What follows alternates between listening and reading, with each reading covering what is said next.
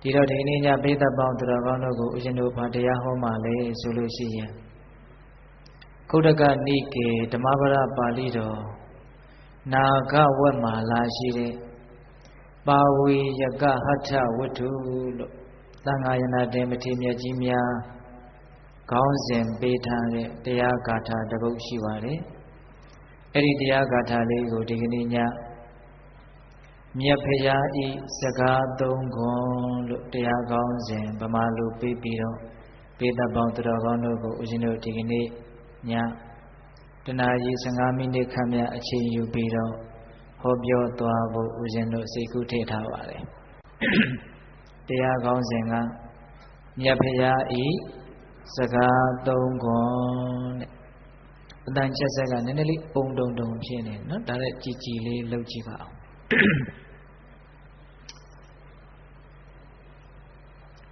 မြတ်စွာဘုရားရဲ့တရားတော်တွေကိုမိမိတို့ရဲ့ဘဝမှာချမ်းသာဒုက္ခကိုပေးစွမ်းနိုင်တဲ့တခုတည်းသောအရာလို့မြတ်နိုးပြီးတော့တန်ဖိုးထားတဲ့စိတ်နဲ့ပိဿပေါင်းသူတော်ကောင်းတို့နာယူကြည်ညိုကြရအောင်မြတ်ဖရာဤစကားသုံးခွန်းတဲ့တရားမဟောသေးခင်မှာမြတ်စွာဘုရားကိုရှိခိုးပူဇော်ကြောကြအောင်စို့ဒီတရားတော်ကိုမဟောကြားသေးခင်မနာကြသေးခင်မှာတရားတော်အလုံးကိုဟောကြားတော်မူခဲ့တဲ့ဘုရားရှင်ကိုယ်တော်မြတ်ရဲ့အင်မတန်အေးချမ်းကြည်လင်တော်မူတဲ့မဟာကရုဏာကုံသိစဉ်အတရားလုံးစုံကိုသိတော်မူမြင်တော်မူတဲ့သဗ္ဗညုတဉာဏ်ဒီဟုသောပညာကိုထိုမဟာကရုဏာကုံပညာကုံနှစ်ပါးစုံတို့ဖြင့်ပြည့်စုံတော်မူတဲ့ဘုရားရှင်ကိုယ်တော်မြတ်ကိုယုသေးမြတ်တို့ရှိခိုးပူဇော်ကြအောင်စို့အလုံးလက်အုပ်ကလေးတွေချီထားကြကရုဏာတိတလဟရယပညာပိဇောတဝိဟတမောဟဓမ္မသာနရမရလောကကရုဝနိတုကတံဂတိဝိမုဒ္ဒံကရုဏာတိတလဟရယမဟာကရုဏာတော်ဖြင့်ဤမြသောစိတ်နှလုံးလေးရှိတော်မူပါဝိထသောပညာပိဇောတဝိဟတမောဟဓမ္မအရဟတမေတိဟုသောအယောင်အလင်းဖြင့်ဝိဇ္ဇာတိဟုသောမိုက်မောင်းကိုဖယ်ခွာတော်မူပြီးထသောသာနရမရလောကကရုလူနှင့်မြမတတ္တဝါနန္ဒတို့ဤကြောက်ထီတန်တုအလေးကရုပြုရာတဆူရီသောဆရာသခင်လည်းဖြစ်တော်မူပါပေထသောဂတိဝိမုဒ္ဒံဒေဝမနုဿာနိရယနှင့်ပိတတလိ္ဆံလာရရှိငါတန်သောဂတိတို့မှလီထူသဖြင့်ကင်းလွတ်တော်မူပြီးထသောသူကတံတတ္တဝါတို့အားအကျိုးများကြောင့်ဟုတ်မှန်သောစကားကောင်းကိုသာမျက်ရှိတော်မူပါ၏ထသောဗုဒ္ဓံသစ္စာလေးရတရားမြတ်ကိုလက်ပေါ်တင်ထားပရမညာကဲ့သို့ပြတ်သားထင်ထင်သိမြင်ပေတတ်ဘုရားရှင်ကိုယ်တော်မြတ်ကြီးကိုမေယံတရားဟောပုဂ္ဂိုလ်တရားနာပုဂ္ဂိုလ်ခေါ်ဆိုပညတ်ပရမတ်မှမူယုံနံနှဖျားဖြစ်ကြပါသောဘုရားတပည့်တော်တို့သည်ဝဏိဝနာမှာကာယဝစီမနောချီ၍သုံးလီဒွါရပနာမဖြင့်ဒုက္ခရွကျိုးလက်ဆုံးမူကားရှိခိုးဥညွတ်ပါ၏မြတ်စွာဘုရား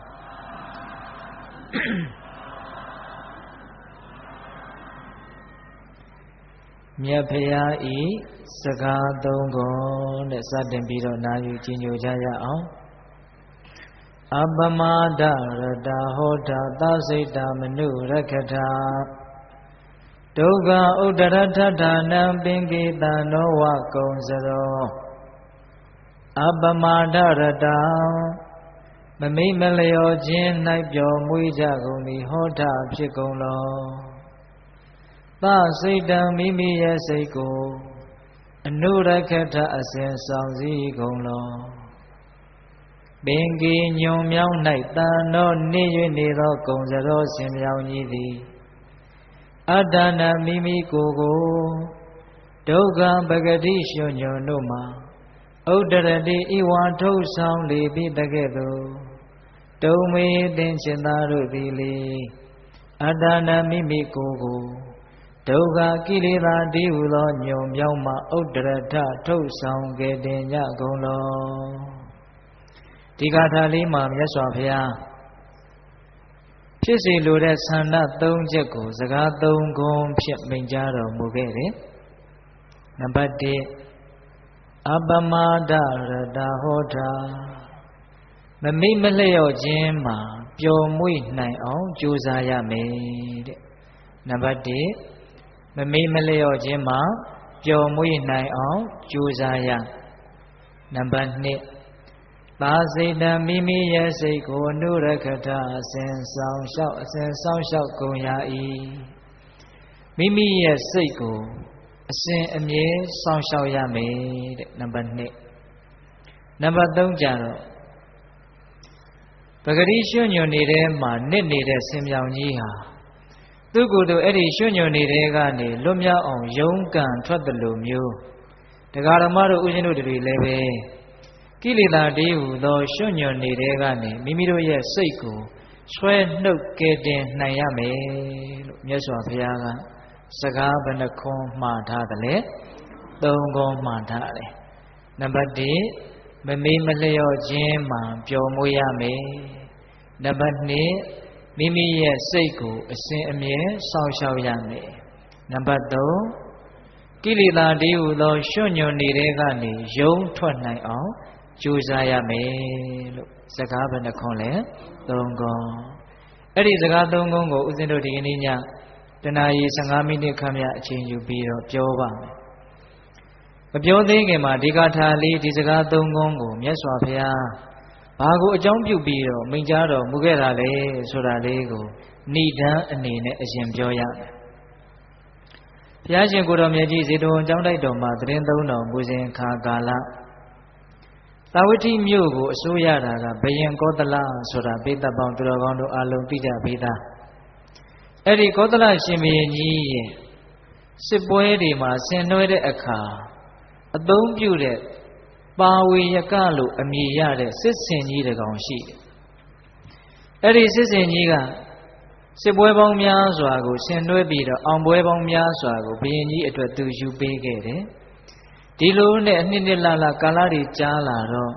စင်ကြီးလည်းအိုမင်းလာတယ်စစ်ပွဲတွေမှာသူမဆင်နွှဲနိုင်တော့ဘူးအဲ့ဒီတော့ဘုရင်မင်းမြတ်ကသူ့ကိုဘေးမဲ့ပေးထားတယ်သွားခြင်းရသွားစားခြင်းရစားဘာမှလည်းမခိုင်းတော့အဲ့ဒါလိုဘေးမဲ့ပေးထားတဲ့ပါဝေယကလို့အမည်ရတဲ့စင်ကြီးတနေ့တော့သာဝတိမြို့ရဲ့အရှေ့ဘက်မှာရှိတဲ့ရေကန်ကြီးတကန်တွေကိုသူဆင်းပြီးတော့ကြာဆွဲကြာရင်းတွေကိုသူတူးပြီးတော့စားလာအဲ့ဒါလိုစားရင်းနဲ့ရွှွညွန်နေတဲ့မှာနစ်တာခြေလေးချောင်းလုံးနစ်ပြီးတော့သူပြန်ပြီးတော့ရုံမထွက်နိုင်ဘူးအဲ့ဒီမှာရွှွတွေကဗိုက်ထိအောင်နစ်ပြီးတော့သူဒီလိုပဲနေတာအဲ့ဒါကိုဘုရင်ရဲ့နားကိုပေါက်ကြားတော့ဘုရင်ကြီးကဆင်ဦးစီးကိုအမိန့်ပေးတယ်အဲ့ဒီရွှွညွန်နေတဲ့မှာနစ်နေတဲ့ဆင်ပြောင်ကြီးကိုမင်းရဲ့အစွမ်းနဲ့ကုန်းပေါ်ကိုရောက်အောင်ထုတ်ဆောင်ကဲတင်ကြီးလို့အဲ့လိုအမိန့်ပေးတော့ဆင်ဦးစီးကအဲ့ဒီဆင်ကြီးကိုရွှွညွန်နေတဲ့ကနေယုံထွက်နိုင်ဖို့ဘယ်လိုလုပ်မလဲလို့အကြံဉာဏ်ထုတ်တော့ဆင်ဦးစီးကဉာဏ်ရှိတယ်ဗျဘာလုပ်လဲဆိုတော့စစ်သားတွေအများကြီးခေါ်တယ်စစ်စီကြီးတွေကိုတီးတယ်စစ်မောင်းကြီးတွေကိုတူတူထုတယ်အဲ့ဒါလို့စစ်ပွဲအတုတစ်ခုကိုသူကရုပ်ချီးဖန်ဆင်းတယ်အဲ့ဒါလို့စစ်တိုက်တဲ့အတန်တွေစစ်စီတွေစစ်မောင်းတွေရဲ့အတန်တွေကိုကြားတော့တစ်ချိန်လုံးကစစ်ပွဲကိုဆင်နွှဲလာတဲ့ဆင်ကြီးဆိုတော့စစ်သေးစစ်စိတ်တွေတက်ကြွလာပြီးတော့သူ့ရဲ့စိတ်ဓာတ်တွေကယုံကန်ထွက်ဖို့ဆိုပြီးတော့ခွန်အားတွေအဖြစ်ပြောင်းလဲသွားတာဆိုတော့တုန်းကယုံမထွက်နိုင်တဲ့ဆင်ကြီးဟာယုံကန်ထွက်မယ်ဆိုတဲ့စိတ်ဓာတ်တွေဘာဖြစ်လာလဲပြင်းထန်လာတာစိတ်ဓာတ်တွေမာကျောလာတာအဲ့ဒီမှာအဲ့ဒီစိတ်ဓာတ်မာကျောမှုကိုအကြောင်းပြုပြီးတော့မခံကျင်စိတ်တွေနဲ့ယုံထွက်လိုက်တာအဲ့ဒီဆင်ကြီးဟာရွှွညွန်နေတဲ့ကနေလွတ်မြောက်ပြီးတော့ကံပေါင်းပေါ်ကိုရောက်သွားတာဘယ်သူမှမတင်လိုက်ရဘူးသူကသူပဲယုံပြီးတော့ထွက်သွားတာပိဋကရဲ့စိတ်ဓာတ်ဆိုတာအရေးမကြီးဘူးလားအရေးကြီးတယ်အဲ့ဒါလိုစိတ်ဓာတ်ကိုအကြောင်းပြုပြီးတော့ပဂရိရွှွညွန်နေတဲ့ကနေယုံကန်ထွက်နေတဲ့ဒီဆင်ကြီးကို ကံမောင်ရုပ်ဘော်ကနေလူတွေအများကြီးဝိုင်းကြည့်နေတာအဲ့ဒီအများကြီးဝိုင်းကြည့်နေတဲ့လူတွေထဲမှာယဟန်တော်တွေပါတယ်အဲ့ဒီယဟန်တော်ရှင်မြတ်တွေကလည်းအံ့ဩတယ်ကြည်စမ်းရွှွညွန်နေတဲ့မှာလင်းကြီးရဲ့နစ်နေတဲ့ဒီဆင်ကြီးစိတ်ဓာတ်တွေခိုင်မာလာအောင်သူ့ကိုတွန်းအားပေးလိုက်တာနဲ့ကံမောင်မော်ကိုသူယုံထွက်သွားနိုင်တယ်စိတ်ဓာတ်ဟာအံ့ဩစရာကောင်းတယ်လို့အဲ့ဒါလို့ယဟန်တော်တွေကအံ့ဩပြီးတော့ကျောင်းတော်ကိုပြန်ကြွကျောင်းတော်ကိုရောက်ပြီဆိုတော့မြတ်စွာဘုရားကိုအဲ့ဒီအကြောင်းကိုလျှောက်တယ်မြတ်စွာဘုရားတဲ့ယုံမထွက်နိုင်တဲ့ဆင်ကြီးဟာစိတ်ဓာတ်တွေမာကျောလာတာနဲ့ယုံထွက်သွားနိုင်တယ်ဗျာအဲ့ဒါလို့မြတ်စွာဘုရားကိုလျှောက်တော့မြတ်စွာဘုရားကစိတ်သားတို့တဲ့အဲ့ဒီပဂရိဆင်ကြီးဟာပဂရိရွှွညွန်နေတဲ့ကနေသူ့ကိုယ်သူယုံထွက်နိုင်အောင်ကြိုးစားတယ်လို့သင်စိတ်သားတို့လည်းပဲလောဘဒေါသမောဟတည်းဟူသောကိလေသာရွှွညွန်နေတဲ့မှာနစ်မြုပ်နေတဲ့သင်စိတ်သားတို့ရဲ့စိတ်ကိုအဲ့ဒီအလိုဆန္ဒတွေမုန်းတိမှုတွေမကျေနပ်မှုတွေတည်းဟူသောကိလေသာရွှွညွန်နေတဲ့ကနေလွတ်မြောက်အောင်ကြိုးစားကြရမယ်သင်စိတ်သားတို့ရဲ့စိတ်ကိုလည်းပဲကိလေသာရွှွညွန်နေတဲ့ကနေဆွဲထုတ်ပြီးတော့ကယ်တင်နိုင်ရမယ်လို့မြတ်စွာဘုရားကစကားနောက်မှာတရားပါအောင်ပြောတာပိဋကရဲ့ဘာနောက်ကိုဘာပါအောင်ပြောတယ်စကားနောက်ကိုတရားပါအောင်ပြောတာ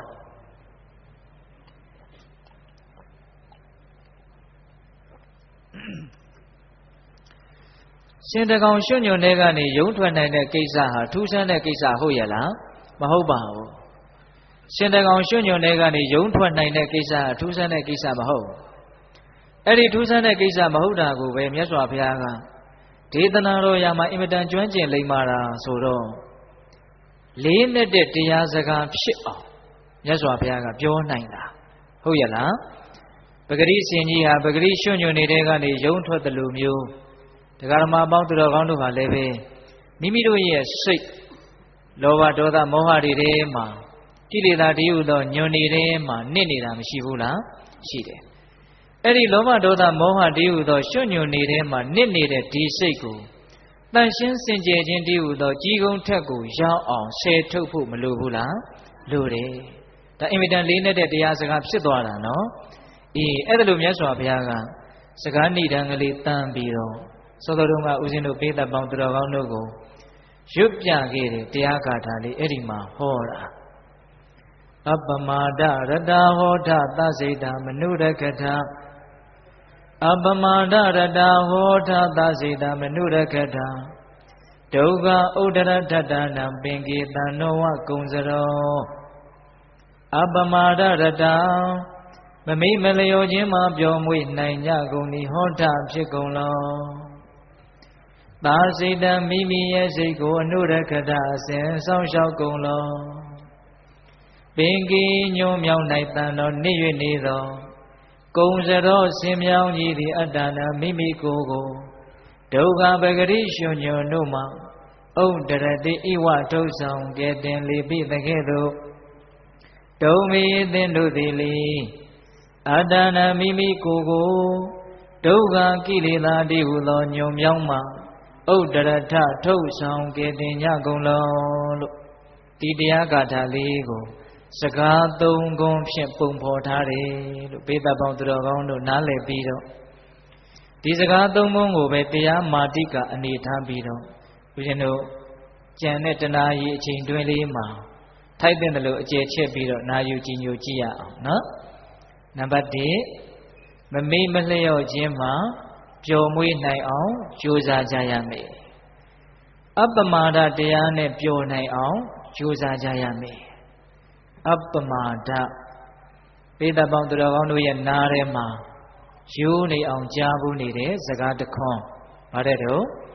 အပ္ပမာဒမမိတ်မလျော့မပေါ်မဆနေထိုင်တဲ့သဘော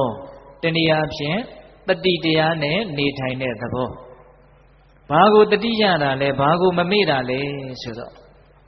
ဦးဇင်းတို့အပ္ပမာဒရဲ့အဓိပ္ပာယ်တွေများစွာရှိတဲ့အ내ကဒီကနေ့ညတော့ဦးဇင်းတို့2မျိုးလောက်ပြောကြည့်ရအပ္ပမာဒရဲ့အဓိပ္ပာယ်ဘယ်နှမျိုးပြောမယ် နှစ်မျိုးပြောမယ်နံပါတ်1ကုသိုလ်ကောင်းမှုတွေကိုမမေ့တာကိုအပ္ပမာဒလို့ခေါ်တယ်ဘာကိုမမေ့တာကိုအပ္ပမာဒခေါ်မယ်ကုသိုလ်ကောင်းမှုတွေကိုမမေ့တာကိုအပ္ပမာဒဒါနကောင်းမှုကိုမမေ့ဘူးသီလကောင်းမှုကိုမမေ့ဘူးဘာဝနာကောင်းမှုကိုမမေ့ဘူးဆိုရင်အဲ့ဒါပါလေအပ္ပမာဒဒီနေရာမှာသူတော်ကောင်းကြီးတွေပြောခဲ့တဲ့စကားတစ်ခုကိုဦးဇင်းတို့အမှတ်ရတယ်လူဆိုတာကုသိုလ်ကောင်းမှုကြောင့်လူရည်လို့ဖြစ်လာတာတဲ့လူဆိုတာဘာကြောင့်လူဖြစ်လာတယ်ကုသိုလ်ကောင်းမှုကြောင့်လူရည်လို့ဖြစ်လာတာအမေဖေဒီဟူသောအကြောင်းတရားဆိုတာကပဓာနသိမ့်မကြတဲ့အကြောင်းတရားပေါ့နော်တကယ်အဓိကအကျသုံးသောပဓာနအကြောင်းတရားဒီကုသိုလ်ကံပဲဟုတ်လားအဲ့ဒီကုသိုလ်ကောင်းမှုကြောင့်လူဖြစ်လာတဲ့တတ္တဝါသည်မိမိရဲ့ကျေးဇူးရှင်ဖြစ်တဲ့ကုသိုလ်ကောင်းမှုကိုမမေ့သင့်ဘူးတဲ့ကုသိုလ်ကိုမိမိကမေ့မယ်ဆိုလို့ရှိရင်ကုသိုလ်ကမိမိကိုမေ့တဲ့အတွက်ကြောင့်တနေ့မှာဘေးတွေ့တတ်တယ်တဲ့ဒီစကားလေးကိုမှတ်ရမယ်နော်တခါကြီးများကုသိုလ်ကြောင့်လူဖြစ်လာသောမိမိတို့သည်မိမိရဲ့ကျေးဇူးရှင်ကုသိုလ်ကိုမမေ့သင့်ကုသိုလ်ကိုကိုကမေ့ရင်ကိုကိုကုသိုလ်ကပြန်ပြီးတော့မေ့လိမ့်မယ်ကုသိုလ်ကမေ့ပြီဆိုတဲ့တနေ့မှာဘာတွေ့တတ်တယ်ဘေးတွေ့တတ်တယ်ဒါကြောင့်ကုသိုလ်ကောင်းမှုကိုပါလဲမမေ့ရဘူးကုသိုလ်ကောင်းမှုဟာငါဘဝရဲ့ကျေးဇူးရှင်ငါလိုချင်တဲ့ချမ်းသာဒုက္ခတွေကိုဒီကုသိုလ်ကောင်းမှုဒီဟူသောအကြောင်းတရားကသာလျှင်ဖန်တီးပေးနိုင်တယ်လို့အမှန်အကန်နားလည်ပြီးတော့မိမိဘဝရဲ့ချမ်းသာဒုက္ခမှန်သမျှကိုဖန်တီးပေးနိုင်တယ်ဒီကုသိုလ်ကောင်းမှုကိုမေ့သင့်ပါသလားမမေ့သင့်ဘူးဒါကြောင့်အင်မတန်အရေးကြီးပါတယ်ကုသိုလ်ကောင်းမှုကိုမမေ့ရပါဘူးလူဖြစ်တုံးလေးမှာဒါနကိုပြုခွင့်ရတယ်သီလကိုစောင့်တည်ခွင့်ရတယ်ဘာဝနာကိုပွားများခွင့်ရတယ်တနည်းဖြင့်တော့နတ်ပြည်မျိုးစေ့ကိုရှာမိခွင့်ရတယ်ဗြဟ္မပြည်မျိုးစေ့ကိုရှာမိခွင့်ရတယ်နိဗ္ဗာန်မျိုးစေ့ကိုရှာမိခွင့်ရတယ်ရှာမိခွင့်ရလို့ရှာမိခွင့်သားနေတဲ့အခါကလေးမှာဒီအခွင့်အရေးကိုထိထိမိမိအသုံးချဖို့မလိုဘူးလားလိုတယ်ဒါကြောင့်အဲ့ဒါလို့စဉ်းစားပြီးတော့လည်းပဲကုသိုလ်ကောင်းမှုကိုမေ့သင့်ပါသလားမမေ့သင့်ဘူးသာသနာတော်မြတ်ကြီးတစ်ခုလုံးမှာရှိတဲ့အဆုံးအမအားလုံးတို့ကိုအကျုံးဝင်စေတဲ့အပ္ပမာဒဟုတ်ရဲ့လားတခါကြီးမိုက်များဒါကြောင့်နံပါတ်1ကုသိုလ်ကိုမမေ့ရဘူးအဲ့ဒါအပ္ပမာဒနောက်နံပါတ်2တဘာဝတရားကိုမမေ့ရဘူးတဲ့ပိဋကရေဘာကိုမမေ့ရဘူးတဘာဝတရားကိုမမေ့ရဘူးတဘာဝတရားဆိုတာဘာလဲဆိုတော့ဘယ်သူမှတားမရစီးမရဖြစ်ရိုးဖြစ်စဉ်ထုံတန်းစင်လာဓမ္မတာသဘောတဘာဝဆိုတာအဲ့လိုအဓိပ္ပာယ်မရှိဘူးလားဘယ်သူမှဖြစ်နေတာကြီးကိုတားလို့မရဘူးနော်အဲ့ဒါဘာလဲဆိုတော့ဒကာဓမ္မတို့ဦးဇင်းတို့ရဲ့ခန္ဓာကိုယ်ကြီးတဖြည်းဖြည်းနဲ့အိုမင်းယိုယွင်းလာတယ်သုံးပါများတော့စက်ပစ္စည်းများလို့ချောင်းလာတယ်ချွတ်ယွင်းလာတယ်ဟုတ်လားအဲ့ဒါလိုနဲ့ခန္ဓာကိုယ်ကြီးဟာတဖြည်းဖြည်းနဲ့နာကျင်ကြိုက်ခဲလာတယ်ချွတ်ယွင်းချက်တွေဘာဖြစ်လာလဲများလာတယ်ချွတ်ယွင်းမှများလာတဲ့အခါကျတော့ဘုံဘုံလဲပြီးတော့နောက်ဆုံးလုံးဝမလှုပ်နိုင်တဲ့အခြေအနေကိုရောက်မသွားပြီဘူးလားရောက်သွားမယ်အဲ့ဒါသဘာဝတရားတွေပဲမဟုတ်လားအဲ့ဒါဘယ်သူတားနိုင်တယ်လဲဘယ်သူမှမတားနိုင်ဘူးအဲ့ဒါလို့ဘယ်သူမှမတားနိုင်တဲ့ဖြစ်ရိုးဖြစ်စဉ်ဒီသဘာဝတရားကြီးဥမင်းဆွေးမြေ့ခြင်းနာကျင်ကြိုက်ခဲခြင်းနောက်ဆုံးဘုံဘုံလဲပြီးတော့သေဆုံးရခြင်းဒီသဘောတဘာဝတရားတွေကိုမမေ့ခြင်းသည်လည်းပဲအပ္ပမာဒဟုတ်ရလားဒါလည်းပဲအင်မတန်အရေးကြီးတာပဲဘာဖြစ်လို့လဲဆိုတော့ဒီတဘာဝတရားတွေကိုမမေ့လို့ရှိရင်ဒကာမပေါင်းသူတော်ကောင်းတို့သည်ကုသိုလ်တရားတွေကိုမမေ့ရဲတော့ငါအိုရအောင်မယ်နာရအောင်မယ်သေရအောင်မယ်လို့လေးလေးနက်နက်သဘောပေါက်နေတဲ့ပုဂ္ဂိုလ်သည်ကုသိုလ်ကောင်းမှုကိုမေ့မှာမလားမမေ့ဘူးမအိုခင်မနာခင်မသေးခင်မှာကုသိုလ်ကောင်းမှုတွေငါရဲ့အာကိုအာသာရအစစ်အမှန်တွေကိုငါရှာမိမှတင့်မယ်ဆိုတဲ့စိတ်ကူးတွေဟာအလိုအလျောက်ပေါ်မလာပဲဘူးလားပေါ်လာတယ်ဒါကြောင့်ဒီအိုခြင်းနာခြင်းသေခြင်းဆိုတဲ့တရားတွေကိုမြတ်စွာဘုရားကကုသိုလ်ကောင်းမှုတွေကိုဖြစ်ပေါ်လာအောင်နှိုးဆွပေးနိုင်တဲ့အတွက်ကြောင့်နတ်ပြည်ကိုရောက်ကြောင်းတနည်းအားဖြင့်နတ်ပြည်ကိုရောက်ကြောင်းကုသိုလ်ကောင်းမှုတွေကိုပြုလုပ်ခြင်းစိတ်တွေပေါက်အောင်အများကြီးနှိုးဆွပေးတဲ့အတွက်ကြောင့် ဒေဝတုဒနတ္တမံတရားလို့တောင်မြတ်စွာဘုရားကဟောတာဟုတ်လားဒါကြောင့်တရားဓမ္မတို့ဦးဇင်းတို့ရဲ့ဝင်းကျင်မှာအင်မတန်ကောင်းတဲ့တရားတွေရှိနေတာဗျအတန်ထွက်ပြီးတော့ဟောနေတာမဟုတ်ဘူးနော်အတန်ထွက်ပြီးတော့ဟောနေတာမဟုတ်ဘူးအေးအိုးပြနေတာတွေမရှိဘူးလားနားပြနေတာတွေမရှိဘူးလားပေပြနေတာတွေမရှိဘူးလားအေးမင်းတို့လည်းပဲဒီနေ့ငါတို့သေရအောင်မှမသေးခင်မှာကုသိုလ်ကောင်းမှုတွေပြုထားကြလို့အကောင်းဆုံးတရားကိုဟောပြနေတာပတ်ဝန်းကျင်ကြီးကဉာဏ်နာရှိရင်ကြားနိုင်တယ်နော်တခါကြီးများအေးသေးလာလို့ရှိရင်ကိုယ့်ရဲ့နောက်ကိုဘာမှပါမှာမဟုတ်ဘူးကိုပြုထားတဲ့ကောင်းမှုမကောင်းမှုကံနေတာနဲ့ကိုယ့်နောက်ကိုပါမယ်ဒါကြောင့်မသေးသေးခင်မှာမိမိရရကိုယ့်အတွက်အာကိုအာဟာကုသိုလ်ကောင်းမှုတွေပြုထားကြလို့လူသေးတွေကကိုယ့်ကိုတရားမဟောဘူးလားဟောတယ်နာကျင်ကြိုက်ခဲလာလို့ရှိရင်မိမိရဲ့လောကဓာတ်ကိုခံနိုင်ရရှိအောင်ကြိုးစားထားတဲ့တရားနဲ့ရှင်တဲ့စိတ်သက်တည်တာလင်ကိုယ့်အတွက်အာကိုရာလို့နာကျင်ခြင်းကိုခံစားနေရတဲ့လူနာတွေကရောအကောင်းဆုံးတရားတွေကိုမဟောဘူးလားဒါပေမဲ့အဲ့ဒီတရားသံတွေကိုလူတွေဟာကြားခဲ့တယ်လို့ထင်တယ်နော်တခါကြီးများအေးဒါကြောင့်သဘာဝတရားတွေကိုမမေ့ဘဲနဲ့ကုသိုလ်ကောင်းမှုတွေကိုမမေ့ဖို့မလိုဘူးလားလိုပါတယ်ဒါကြောင့်ကုသိုလ်ကောင်းမှုတွေကိုမမေ့ခြင်းသည်ပင်လေအဲ့ဒါပါလေအပ္ပမာဒအဲ့ဒီအပ္ပမာဒတရားမှာပျော်မွေ့နိုင်အောင်မလုပ်ကြရမယ်ကြိုးစားကြရမယ်အပ္ပမာဒတရားမှာဘာဖြစ်နိုင်အောင်ကြိုးစားကြရမယ်ပျော်မွေ့နိုင်အောင်ကြိုးစားကြရမယ်အဲ့ဒီအပ္ပမာဒတရားကိုပျော်မွေ့နိုင်ဖို့ဆိုတဲ့နေရာမှာပေသပေါင်းသူတော်ကောင်းတို့ကိုတွန်းအားဖြစ်စေဖို့ဦးဇင်းတို့ဂါထာလေးတစ်ပုဒ်ရွတ်ပြခြင်းလေပညာရှင်တွေကတော့ဒီဂါထာလေးကိုကဘာကြီးကိုအလင်းတက်ရစေတဲ့ဂါထာလို့အမွှန်းတင်တယ်မြန်မာနိုင်ငံကိုအလင်းတက်တွေရစေတဲ့ဂါထာလို့အမွှန်းတင်တယ်ဘာဖြစ်လို့လဲဆိုတော့ဦးဇင်းတို့တိတိဓမ္မသောကမင်းကြီးကိုသာသနာပြုမင်းတစ်ပါးဖြစ်အောင်စွမ်းဆောင်ပေးနိုင်ခဲ့တဲ့ဂါထာလေးဖြစ်နေတာဒီဂါထာလေးကမြတ်စွာဘုရားဟောခဲ့တာပါနိရောဓသာမဏေကစန္ဒာသောကဆိုတဲ့မင်းတစ်ပါးကနေပြီးတော့တိတိဓမ္မသောကဆိုတဲ့မင်းတစ်ပါးဖြစ်အောင်ပြောင်းလဲပေးခဲ့တာဒီဂါထာလေးကဟုတ်ရဲ့လားဦးဇင်းတို့အနောထာမင်းကြီးကိုလည်းပဲအယူမားတွေကိုယူနေရကနေပြီးတော့ထေရဝါဒအဆုံးအမအစစ်အမှန်တွေကိုမြန်မာနိုင်ငံကြီးကိုထွန်းလင်းသွားအောင်စွမ်းဆောင်ဖို့အတွက်အကောင်းဆုံးတွန်းအားပေးခဲ့တာရှင်အရဟံဟောခဲ့တာဒီဂါထာလေးဟုတ်ရဲ့လား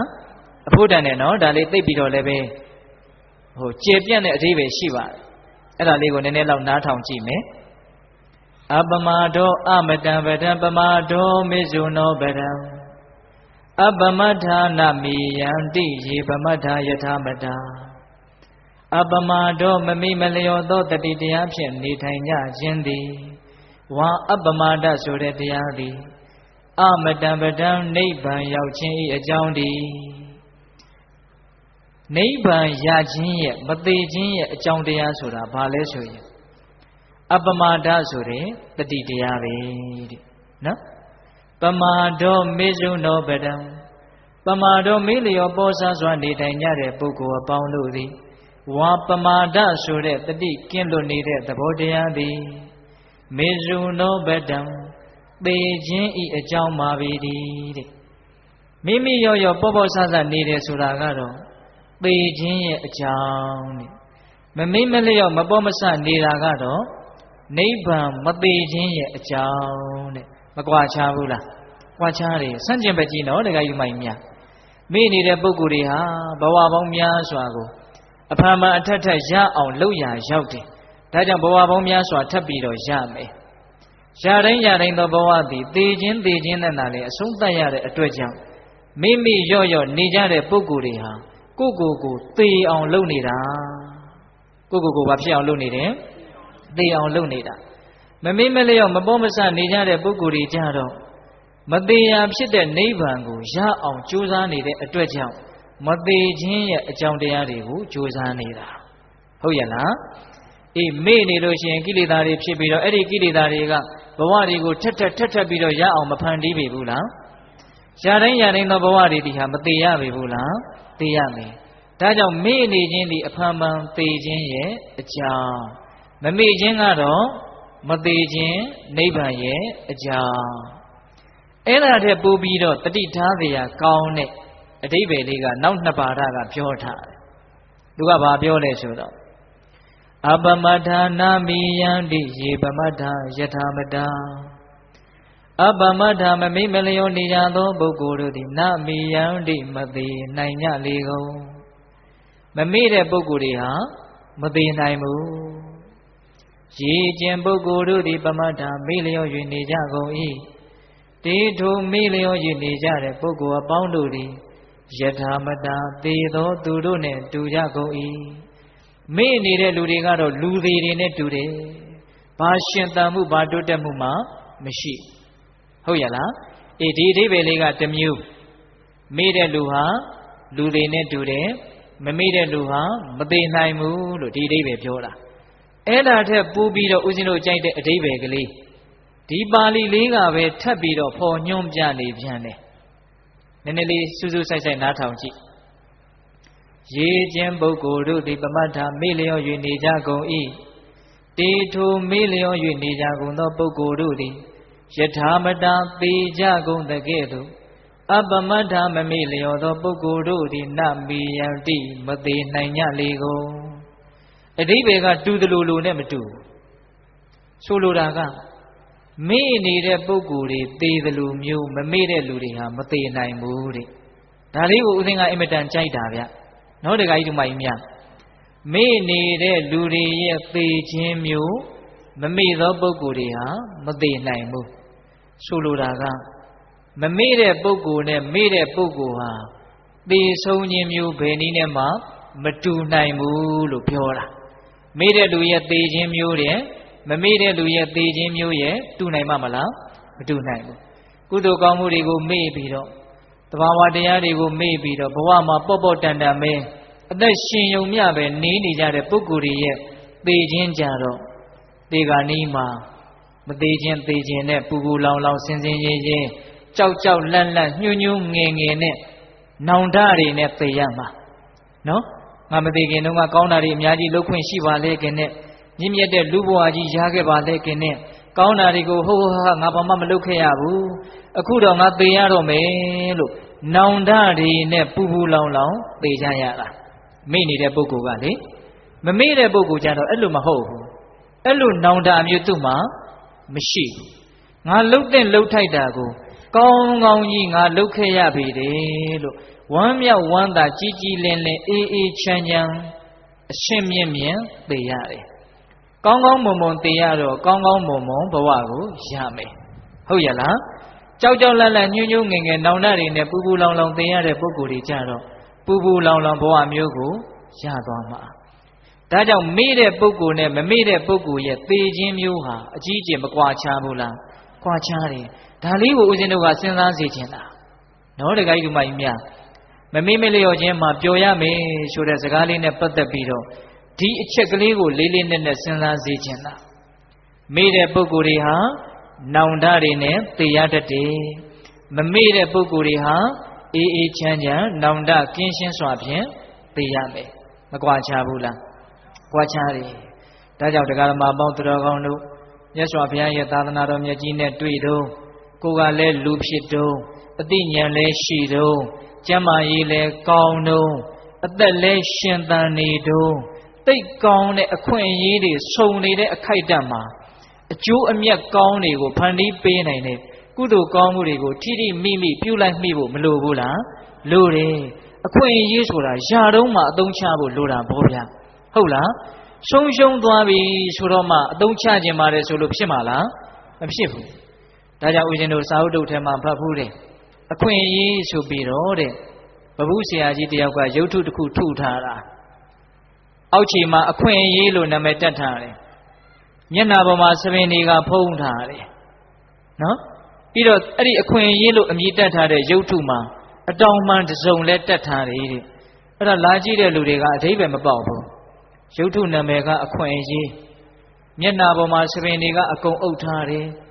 ဘေးမှာလည်းပဲအတောင်မှန်တစ်စုံကလည်းပေါက်နေတယ်ဒါပါလေအဲ့ဒီတော့ဘုဆရာကပြန်ပြီးတော့ရှင်းပြတယ်တဲ့အခွင့်အရေးဆိုတာလူသားမှန်နေမမြင်နိုင်ဘူးတဲ့ ဒါကြောင့်မို့လို့မျက်လုံးပေါ်မှာဘာတွေအုပ်ထားတာလဲစပင်တွေအုပ်ထားတာပြီးတော့အခွင့်အရေးရဲ့သဘောတရားဟာရုပ်ချီးပြန်တန်းထွက်သွားနိုင်တဲ့အတောင်ပံတစ်စုံလဲရှိတယ်တဲ့သဘောပေါက်ရဲ့လားအခုဒီကမားတို့ဦးဇင်းတို့လူဘဝမှာတချို့ငယ်ငယ်ရွယ်ရွယ်နဲ့လူဘဝတွေကနေထွက်ခွာသွားတဲ့ပုံကိုယ်တွေမရှိဘူးလားရှိတယ်နော်ရုပ်ချီးထွက်သွားတာနော်အခွင့်အရေးကဟုတ်လား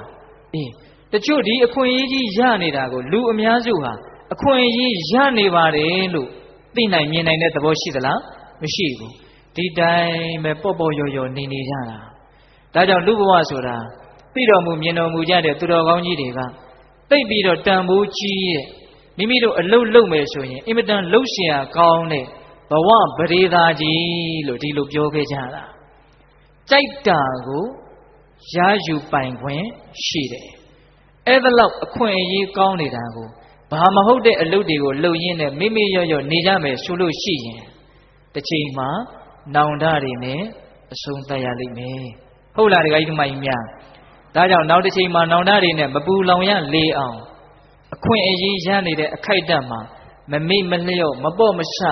ကောင်းတဲ့အလုပ်တွေကောင်းတဲ့အပြောတွေကောင်းတဲ့အတွေးတွေနဲ့ကိုယ့်ဘဝကို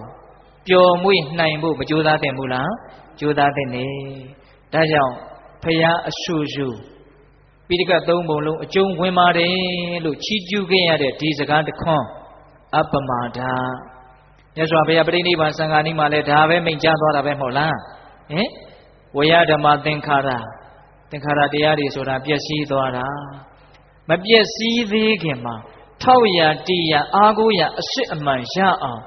ခိုင်မာတဲ့တတိတရားနဲ့ကြိုးစားရစ်ကြလို့ဒီလိုမှားမသွားဘူးလားမှားသွားတယ်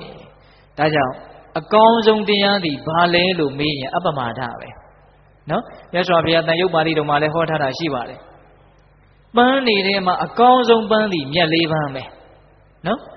ကုန်းတော်ဝါတွေရဲ့ခြေရာထဲမှာအကြီးကျယ်ဆုံးသောခြေရာသည်ဆင်းခြေရာပဲဟုတ်ရဲ့လားအေးကောင်းကင်မှာသွားနေတဲ့နက္ခတ္တရာခြေတကာထဲမှာလည်းပဲအကြီးကျယ်ဆုံးသည်လမင်းပဲဟုတ်လားအေးအလင်းရောင်တွေထဲမှာလည်းပဲအကြီးကျယ်ဆုံးဟာနေမင်းပဲနော်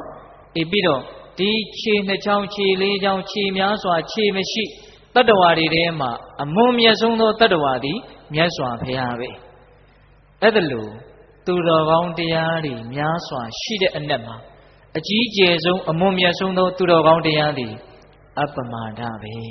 ဟုတ်ရလားတခါကြီးမိုက်များဒါကြောင့်မြတ်စွာဘုရားကအပမာဒဆိုတဲ့ကုသိုလ်တရားတွေသဘာဝတရားတွေကိုမမေ့တဲ့တတိတရားနဲ့ပျော်နိုင်အောင်ကြိုးစားကြရမယ်ဒါသည်ပြစ္ဆုတ်ပံတန်တရားနှစ်ဖြာသောကောင်းကျိုးကိုပြီးစေတဲ့တရားပါဟုတ်ရလားဒါကြောင့်ဦးဇင်းတို့နံပါတ်1စကားခွန်းလေးကိုအဆုံးသတ်ကြရအောင်နော်အပမာဒမမိတ်မလျော့ခြင်းမှာပျော်မွေ့နိုင်ကြပါစေဟုတ်ရလားအေးနောက်ဦးဇင်းတို့ဒုတိယစကားခွန်းသွားကြရအောင်သာစိတံမိမိရဲ့စိတ်ကိုအနုရကထအစဉ်အမြဲစောင့်ရှောက်ကုန်ရ၏မိမိရဲ့စိတ်ကိုအစဉ်အမြဲပါလို့ရမယ်စောင့်ရှောက်ရမယ်ထိမ့်သိမ့်ရမယ်စောင့်စည်းရမယ်နားလေလွယ်အောင်ပြောရရင်တော့စိတ်အလိုကိုမလိုက်ရဘူးစိတ်အလိုလိုက်ပြီးတော့ပြောချင်တိုင်းပြောလိုက်မယ်လှုပ်ချင်တိုင်းလှုပ်လိုက်မယ်ဆိုရင်ကတော့ဒီဘဝလည်းပဲစင်စင်ရဲ့ဒုက္ခပေါင်းများစွာကိုရင်ဆိုင်ရလိမ့်မယ်။တန်လျာမှာလည်းပဲအပေလေးပါးတည်းဟူသောဆင်းရဲလှတဲ့ဘဝတွေနဲ့ဏိဂုံးချုပ်ရတတ်တယ်။ဟုတ်လား။ခုဦးဇင်းတို့လူလောကကြီးအပေါ်ယံလေးပဲကြည့်ကြည့်ပါဦး။ဒီအဆုံးအမလေးကအင်မတန်အရေးပါတဲ့အဓိကတော့ကြတဲ့အဆုံးအမတစ်ခုလို့ဒီဒုတိယစကားကုန်းကိုလည်းဦးဇင်းတို့သဘောကျတယ်။စိတ်ကိုစောင့်ရှောက်ရမယ်ထိမ့်သိမ်းရမယ်အလိုမလိုက်ရဘူးဆိုတဲ့စကားကလေးလောကကြီးမှာချမ်းသာနေကြတဲ့လူတွေရှိတယ်ဆင်းရဲနေကြတဲ့လူတွေရှိတယ်ပစ္စည်းဥစ္စာတစ်ခုတည်းကိုရည်ရွယ်ပြောတာမဟုတ်ပါဘူးဟုတ်လားအစစရာရာအောက်တန်းကျနေတဲ့လူရှိတယ်အစစရာရာအထက်တန်းကျနေတဲ့လူတွေလည်းမရှိဘူးလားရှိတယ်အဲ့ဒါဘာကြောင့်အဲ့ဒါလိုဖြစ်တာလဲဆိုလို့ရှိရင်စိတ်ကိုထိမ့်သိမ်းနိုင်ခြင်းရှိမရှိဆိုတာပေါ်မှာမူတည်ပြီးတော့အဲ့ဒါလိုဖြစ်သွားတာနော်စိတ်ကိုထိမ့်သိမ်းနိုင်တယ်စောင့်ရှောက်နိုင်တယ်စိတ်အလိုမလိုက်ဘူးလှုပ်တဲ့လှုပ်ထိုက်တာကိုစိတ်မပါလဲလှုပ်မယ်စိတ်ပါလဲလှုပ်မယ်ဒီလိုမျိုးစိတ်ကိုနိုင်ရတဲ့ပုဂ္ဂိုလ်တွေ စိတ်ကိုကိုယ့်ရဲ့ကျွန်လိုသဘောထားပြီးတော့ကိုကစိတ်ရဲ့သခင်နေရာမှာယူပြီးတော့စိတ်ကိုကိုလိုသလိုစေစားနိုင်တဲ့ပုဂ္ဂိုလ်တွေဟာအစသာရာရာအစဉ်တမ်းမြင်ကြတာပဲဟုတ်လားအဲ့ဒါလိုမျိုးကိုကစိတ်ရဲ့သခင်မဖြစ်ဘဲနဲ့ကိုကစိတ်ရဲ့ကြီးကျွန်ကြီးဖြစ်ပြီးတော့စိတ်ခိုင်းတိုင်းလို့စိတ်အလိုလိုက်ပြီးတော့စိတ်ရဲ့အလိုဆန္ဒကိုပဲအမြဲတမ်းကိုကဆောင်ကျဉ်ပေးနေမယ်ဆိုရင်အဲ့ဒါအစသာရာရာအောက်တန်းကြမှာပဲပိဋကတို့လက်ခံရလားဟင်စိတ်အလိုလိုက်တဲ့ပုဂ္ဂိုလ်တွေအစသာရာရာအောက်တန်းကြမှာဒါကြောင့်မြတ်စွာဘုရားကဟောပါတယ်စေတံဘိက္ခဝေတံတံဂုတ်တံရခိတံတံဝုတံမဟာတောအထာယတံဝတ္တန္တိစိတ်ကိုထိမ့်သိမ့်နိုင်ကြတဲ့ပုဂ္ဂိုလ်တွေစိတ်ကိုစောင့်ရှောက်နိုင်ကြတဲ့ပုဂ္ဂိုလ်တွေဟာကြီးကျယ်တဲ့အကျိုးရှိတာတွေကိုရမယ်တဲ့ဟုတ်လားစိတ်ကိုမစောင့်ရှောက်နိုင်တဲ့ပုဂ္ဂိုလ်တွေမထိမ့်သိမ့်နိုင်တဲ့ပုဂ္ဂိုလ်တွေကတော့ဒီဘဝနောက်ဘဝကြီးကျယ်တဲ့အကျိုးမဲ့တွေကိုပဲရမယ်တဲ့ဟုတ်ရဲ့လားဒါကြောင့်ပညာရှိကြီးတွေကအပေလေးပါးစိတ်ကြောင့်သွားသည်နိဗ္ဗာန်ရောက်မှုစိတ်ကပြုသည်စိတ်ကိုလွတ်ထားဆင်းရဲပွားမည်စိတ်ကိုထိအင်းငိမ့်နိဗ္ဗာန်ပြီဒီနဲ့ပတ်သက်ပြီးတော့ဘုဒ္ဓတကြီးကြတဲ့ပုဂ္ဂိုလ်တွေဒီလင်္ကာလေးရကောင်းရပါလိမ့်မယ်ပြန်ပြီးတော့နားထောင်ကြည့်အပေလေးပါးစိတ်ကြောင့်သွားသည်နိဗ္ဗာန်ရောက်မှုစိတ်ကပြုသည်စိတ်ကိုလွတ်ထားဆင်းရဲပွားမည်စိတ်ကိုထိန်အေးငြိမ်းနိဗ္ဗာန်ပြီအင်မတန်ကောင်းတဲ့အဆုံးအမကလေးဗျာနော်အပေလေးပါးမှာရောက်နေတဲ့တတ္တဝါတွေဘာကြောင့်ရောက်တယ်စိတ်ကြောင့်ရောက်တာစိတ်ကိုမထိန်နိုင်မင်းနဲ့ကာယကံမှုဝစီကံမှုတွေမှားကြရောအဲ့ဒီဒုစရိုက်တရားတွေကပဲအပေပုံကိုရောက်အောင်ပို့လိုက်တာမဟုတ်လားအေးဒါကိုရည်ရွယ်ပြီးတော့အပေလေးပါးစိတ်ကြောင့်သွားသည်ဟုတ်လားနိဗ္ဗာန်ရောက်မှုစိတ်ကပြုသည်နိဗ္ဗာန်ရောက်အောင်ကြိုးစားအထောက်နိုင်ကြတဲ့သူတော်ကောင်းတွေဒီအာယုံမှာမင်းဒီစိတ်ကိုမပြောနဲ့ဒီလိုလေးနေလို့သူတို့ရဲ့စိတ်ကိုသူတို့ပိုင်နိုင်ကြိုးကင်ချေလဲနိုင်လို့နိဗ္ဗာန်ကိုရောက်ကြတာမဟုတ်လားဟုတ်ရဲ့လားအေးဒါအကျိုးရှိတယ်လှုပ်ခြင်းသည်ဖြစ်စေမလှုပ်ခြင်းသည်ဖြစ်စေလှုပ်ခဲ့လို့သူတို့စိတ်ကိုသူတို့မတိုက်တွန်းနိုင်ဘူးလားတိုက်တွန်းနိုင်တယ်ဒါအကျိုးမဲ့တယ်မင်းဘလောက်ပဲလှုပ်ခြင်းဒါကိုမင်းမလှုပ်နဲ့လို့သူတို့ရဲ့စိတ်ကိုသူတို့ဘာလုပ်လဲနိုင်တယ်ဟုတ်လားအဲ့ဒါလို့မကောင်းတာတွေကိုရှောင်ကောင်းတာတွေကိုရှောင်နိုင်မှများပါရမီတွေပြည့်လာပြီဆိုတော့နိဗ္ဗာန်ဘာဖြစ်တယ်မျက်မှောက်ပြုရတယ်အပေလေးပါးစိတ်ကြောင့်သွားသည်နိဗ္ဗာန်ရောက်မှုစိတ်ကပြုသည်စိတ်ကိုလွတ်ထားဆင်းရဲပွားမည်အင်မတန်မှန်တာပဲနော်မူရည်စေဝါတွေဆွဲလို့ဒုက္ခရောက်ကြတာတွေအိမ်တော်ရေးဖောက်ပြန်လို့ဒုက္ခရောက်ကြတာတွေသူ့အဆင့်သူ့လေပဲသူ့အဆင့်အတန်းတိုင်းမှာဒုက္ခပင်လေဝေးနေကြတဲ့လူသားတွေဟာဘာအလိုလိုက်လို့ဒုက္ခရောက်တာစိတ်အလိုလိုက်လို့ဒုက္ခရောက်တာနော်ဒါကြောင့်စိတ်ကိုလှုပ်ထားဆင်းရဲပွားမည်စိတ်ကိုထိန်အေးငြိမ်းနိဗ္ဗာန်ပြီလို့အင်မတန်ခြုံမိငုံမိတဲ့အဓိပ္ပာယ်တွေပါဝင်အောင်ဒီလင်္ကာလေးနဲ့ဆက်ဆိုထားတာဟုတ်လားဒါကြောင့်ပိဋကပေါင်းသူတော်ကောင်းတို့စိတ်ကိုအရှင်အမြဲပါလို့ရမယ်စောင့်ရှောက်ရမယ်ထိန်သိမ်းရမယ်စိတ်ခိုင်းတဲ့အတိုင်းအရာရာကိုမလုံမိဘူးလိုပါတယ်ဟုတ်ရဲ့လားအေးစိတ်ခိုင်းတိုင်းသာလုံမယ်ဆိုလို့ရှိရင်တော့ဒုက္ခလှလှတွေ့ဖို့မလိုဘူးလားအေးဒုက္ခလှလှတွေ့မှာပဲဒါကြောင့်မြတ်စွာဘုရားကသစေတံမိမိရဲ့စိတ်ကိုအနုရကတံစဉ်စောင့်ရှောက်ကုန်ရ၏အမြဲစောင့်ရှောက်ရမယ်လို့အမြဲဆိုတဲ့စကားလေးပါဘာဖြစ်လို့လဲစိတ်ကအမြဲတမ်းအန္တရာယ်တင့်နိုင်တယ်ဆိုတဲ့အဓိပ္ပာယ်ဆိုလိုတာကတခဏလောက်တောင်မဆောင်ရှောက်လို့မဖြစ်ဘူးဆိုတဲ့အဓိပ္ပာယ်အချိန်မရွေးမတင့်တော်တာတွေကိုပြောနိုင်တယ်မတင့်တော်တာတွေကိုလုပ်နိုင်တယ်အမြဲတမ်းအန္တရာယ်တင့်နိုင်တဲ့အနေအထားမှာရှိနေတယ်လို့ဆိုလိုတာဒါကြောင့်ဒီစိတ်ကိုဘာလုပ်ရမလဲအမြဲတမ်းဆောင်ရှောက်ရမယ်စိတ်ကိုမဆောင်ရှောက်ဖဲနဲ့ပြစ်ထားရမယ့်အချိန်တစ်ချိန်မှမရှိဘူးဒါကိုပြောတာဒီအချိန်ပြစ်ထားရင်ဒီအချိန်မှအန္တရာယ်ဖြစ်နိုင်တယ်အချိန်မရွေးအန္တရာယ်တက်နိုင်တယ်ဦးဇင်ကလည်းသဘောပေါက်အောင်ကြိုးစားပြီးတော့ပြောကြည့်တာနော်ဆိုလိုတာကအချိန်မရွေးအန္တရာယ်တက်နိုင်တယ်ဒါကြောင့်အချိန်မရွေးစောင့်ရှောက်ရမယ်ဘယ်အချိန်လေးကတော့အန္တရာယ်မရှိပါဘူး ဘယ်ချိန်လေးကတော့လက်လွတ်လို့ရတယ်ဆိုတာမျိုးစိတ်မှာမရှိဘူးဒါကိုဆိုလို့လားဟုတ်ရလားအေးဒါကြောင့်မို့လို့ချမ်းသာခြင်းကြတဲ့ကြီးပွားခြင်းကြတဲ့ပုဂ္ဂိုလ်တွေဘာလို့ရမလဲစိတ်ကိုစောင့်ရှောက်ရမယ်စိတ်ကိုမစောင့်ရှောက်လို့ရှိရင်ဦးဇင်းတို့ကျမ်းဂန်တွေထဲမှာအိမ်ကိုကောင်းကောင်းမမိုးဘူးဆိုလို့ရှိရင်တဲ့အဲ့ဒီအိမ်ရဲ့အချင်းရနယ်တွေအကာတွေအခင်းတွေဟာအကုန်လုံးမိုးရီတွေဆွတ်ဆွတ်ပြီးတော့ပုတ်ချွေးပြီးတော့ဒီအိမ်ကြီးဟာပြိုလဲပြီးတော့ပျက်စီးသွားတယ်ဒီခန္ဓာကိုယ်ဟာအိမ်ကြီးတစ်လုံးနဲ့အင်မတန်တူတယ်တဲ့ခန္ဓာကိုယ်မှာစိတ်ဟာအမိုးပဲခန္ဓာကိုယ်မှာစိတ်ဟာအမိုးပဲဒီစိတ်ကိုကောင်းကောင်းလုံခြုံအောင်မဆောင်ရှောက်ဘူးမမိုးဘူးမကာကွယ်ဘူးဆိုလို့ရှိရင်ကြံတဲ့ကာယကံတွေဝစီကံတွေအကုန်လုံးဟာအလိုဆန္ဒတွေမကျေနပ်မှုတွေကိလေသာမိုးရီတွေဆွတ်ဆွတ်ပြီးတော့ဒုစရိုက်တရားတွေနဲ့ပုတ်ချွေးပြီးတော့အပေလေးပါးကြာရောက်ပြီးတော့ခန္ဓာအိမ်ကြီးပျက်စီးသွားမယ်သိကောင်းတဲ့ဥပမာတော့တခါကြီးဥမိုင်းများခန္ဓာအိမ်မှာစိတ်အမိုးရှိပါတယ်ကောင်းကောင်းမမိုးရင်ကာယကံဝစီကံမနောကံကံသုံးပါးသည်ဒုစရိုက်တရားတွေနဲ့ပျက်စီးမှာပါကံသုံးပါးပျက်စီးပြီဆိုလို့ရှိရင်ကောင်းကောင်းမွန်မွန်တည်ဖို့ဆိုတာမဖြစ်နိုင်ဘူးကောင်းကောင်းမွန်မွန်မတည်ရလို့ရှိရင်ကောင်းကောင်းမွန်မွန်ဘဝတွေကိုမရောက်ရနိုင်ဘူးအဲ့ဒီအတိပ္ပယ်နဲ့ဦးဇင်းတို့အနာရဘိန်တတိကြီးကိုမြတ်စွာဘုရားဟောထားပါတယ်စိတ်ကိုကောင်းကောင်းမိုးပါဘိသိက်ဘာကိုကောင်းကောင်းမိုးရမယ်စိတ်ကိုကောင်းကောင်းမိုးရမယ်စိတ်ကိုကောင်းကောင်းမမိုးလို့ရှိရင်ပါးစပ်ကလည်းပြောချင်ရပြောမှာပဲလက်ကလည်းလှုပ်ချင်ရလှုပ်မှာပဲပြောချင်ရပြောလှုပ်ချင်ရလှုပ်ပြီးတဲ့နောက်ပိုင်းမှာအဲ့ဒီအပြောအလုပ်တွေကိုကိုယ်တိုင်ပဲတာဝန်ယူရမှာပဲဟုတ်ရလားဒါကြောင့်တည်ငါတခဏအထူးသဖြင့်ဒေါသစိတ်ကလေးကိုအလိုမလိုက်မိဖို့အင်မတန်အရေးကြီးတယ်စိတ်တိုင်းကိုတော့ထိမ့်သိမ်းရမှာပါသို့တော့အရေးကြီးတာကဘာလဲဆိုတော့ရှုကနေဟုံးကနေတက်လာတဲ့ဘာလဲဒီဒေါသအဲ့ဒီဒေါသကိုဘာလို့ရမလဲထိမ့်သိမ်းနိုင်ရမယ်စောင့်ရှောက်နိုင်ရကိုကျွန်တော်1962ခုနှစ်ကပသိမ်ကြီးမြို့နယ်ဒဟတော်ဆိုတဲ့ရွာတစ်ရွာရှိတယ်တကာကြီးတစ်ယောက်မှာသမီးလေး2ယောက်ရှိတယ်အမကြီးကမတ်ကြီးတဲ့အငယ်မလေးက12နှစ်သမီးရှိသေးတယ်မတ်ကြီးတဲ့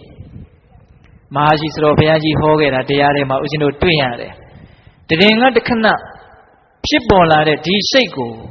မနိုင်လိုက်လို့တဘဝလုံးစိတ်ဆင်းရဲသွားရတာလေးတန်ဝေကလည်းရเสียကောင်းလို့တတိလည်းထားเสียကောင်းလို့ပြောပြချင်တာဟုတ်လားတနေ့တော့သူတို့ရွာရဲ့ရွာဦးကျောင်းမှာအငိမ့်ပွဲရှိအဲ့ဒါနဲ့ညီမ2ယောက်ဆေးလိတ်လိတ်ရင်းနဲ့အမဖြစ်တဲ့လူကဟေ့ဒီဆေးလိတ်လေးလိတ်ပြီးရင်တို့ညီမ2ယောက်ရွာဦးကျောင်းသွားပြီးတော့ပွဲသွားကြည့်ရအောင်ညီမဖြစ်တဲ့လူကဘာစိတ်ကူးပေါက်တယ်မသိဘူးမကြည့်ရင်ဘူးတဲ့ဒီနေ့စောစောအိတ်မယ်အဲ့တော့အမဖြစ်တဲ့လူကမဖြစ်ပါဘူးနင်ငါနဲ့လိုက်ခဲ့ပါငါမှအဖို့မရှိဘူးဆိုတော့မလိုက်ချင်ဘူးဆိုတော့အမဖြစ်တဲ့လူကကြမ်းကြမ်းထန်ထန်ညီမကိုဆဲအဲ့ဒီမှာညီမဖြစ်တဲ့လူကလည်းအမကိုပြန်ပြီးတော့ဆဲတာအဲ့ဒါလို့ဆဲတော့ကိုယ့်ထက်အကြီးကိုပြန်ပြီးတော့ဆဲရမလားဆိုပြီးတော့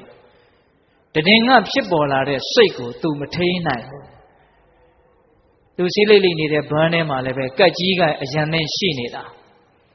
အဲ့ဒါနဲ့ဟုံးကနေထလာတဲ့ဒီဒေါသအဲ့ဒီဒေါသခိုင်းတာကိုမရှင်းမချင်းလှုပ်လိုက်မိတယ်လက်ထဲမှာရှိတဲ့ကက်ကြီးနဲ့ညီမကိုပြစ်လိုက်ဘယ်ဘက်ရင်အုံကိုသွားပြီးတော့စိုက်တယ်ကက်ကြီးကအဲ့ဒီတော့မှသူအကြီးကျယ်လန့်တယ်ဟာညီမလေးဘလို့ဖြစ်လဲမသိဘူးဆိုတော့သွားပြီးတော့ပွေတော့သွေးတန်ရဲရဲနဲ့သူချစ်လာတဲ့ညီမလေးဟာသူ့လက်ထဲမှာပဲသေဆုံးသွားတယ်ဝချင်းပြီးသေတာဒီညီမလေးကိုသေစီလိုတဲ့စိတ်သူ့မှာရှိဟန်မတူပါဘူးရုတ်တရက်ဒေါသရဲ့အလိုကိုလိုက်ပြီးတော့ပြစ်လိုက်မိတာဝမ်းနည်းစရာမကောင်းဘူးလားအဲ့ဒီမှာသူမိုးယူပြီးတော့ညီမလေးအလောင်းကိုပိုက်ပြီးတော့ရဲစခန်းကိုသူကိုယ်တိုင်ပဲသွားပြီးတော့အဖမ်းခံတယ်သူလည်းပဲထောင်10နှစ်ကျော်လောက်ကြာတယ်သူချစ်တဲ့ညီမလေးလည်းသူ့လက်ချက်နဲ့သေရတယ်သူ့ရဲ့ဘဝလက်ကျန်အချိန်မှာဒီစက္ကန့်မိုင်းလေးဖြစ်ပေါ်လာတဲ့စိတ်ကိုမနိုင်လိုက်တာနဲ့နောင်တတရားတွေနဲ့စိတ်မချမ်းသာမှုတွေနဲ့ပဲသူအချိန်ကုန်ခဲ့ရပိဋကကြီးနောင်တန်တရားဆိုတာကိုအသာထားပါဦးဟုတ်ရဲ့လားစိတ်ကိုမစောင့်ရှောက်မထိမ့်သိမ့်နိုင်တဲ့ပုဂ္ဂိုလ်တွေဟာပြစ္ဆုတ်ပံမှာကိုပဲ ကြီးကျယ်တဲ့ဒုက္ခတွေကိုမရင်ဆိုင်ရပေဘူးလားရင်ဆိုင်ရနိုင်တယ်ဒါကြောင့်ဦးဇင်းတို့ကဒီဒုတိယစကားကုန်းလေးကိုလည်းသိကြိုက်တာပဲဟုတ်လားစိတ်ကိုမထိမ့်သိမ့်နိုင်ရင်ဒုက္ခအကြီးကျယ်တွေ့မယ်စိတ်ကိုထိမ့်သိမ့်နိုင်ရင်တော့ချမ်းသာမယ်ဒါကြောင့်ရှင်သာရိပုတ္တရာကိုရောမြတ်ကြီးပြောတဲ့စကားလေးနဲ့ဒီဒုတိယစကားကုန်းလေးကိုဦးဇင်းတို့ဏိဂုံးတက်ချက်ဘာပြောတဲ့ဆိုတော့ဟောဒီသာသနာတော်ဒီဟူသောအင်ရှင်တော်ကြီးကိုပူမူပြီးတော့လှပသွားစေခြင်းနဲ့ဆိုလို့ရှိရင်တဲ့ရှင်သာရိပုတ္တရာကဟောဒီသာသနာတော်ဒီဟူသောအင်ရှင်တော်ကြီးကိုပူမူပြီးတော့လှပသွားစေခြင်းနဲ့ဆိုလို့ရှိရင်တဲ့မိမိကစိတ်ရဲ့အလိုကိုမလိုက်ဖဲနဲ့စိတ်ကိုယ်သာလည်းမိမိရဲ့အလိုကိုလိုက်စေရမယ်တဲ့ဟုတ်လားမိမိကစိတ်အလိုကိုမလိုက်ဖဲနဲ့စိတ်ကိုယ်သာလည်းမိမိရဲ့အလိုကိုလိုက်စေတဲ့ပုဂ္ဂိုလ်ဟာသာသနာတော်ကြီးဟူသောအင်ရှင်တော်ကြီးကိုပူမူလှပအောင်လှုပ်ဆောင်နေတဲ့သူပါလို့ဦးဇင်းတို့မဟာဂေါသိမ်ကသုတ်တံမှာရှင်သာရိပုတ္တရာကိုတော်မြတ်ကြီးကအဲ့လိုအမိန့်ရှိသွားတာဟုတ်လားကိုယ်စိတ်ကိုကိုယ့်အကိုထိန်းနေခြင်းသည်ပင်လျှင်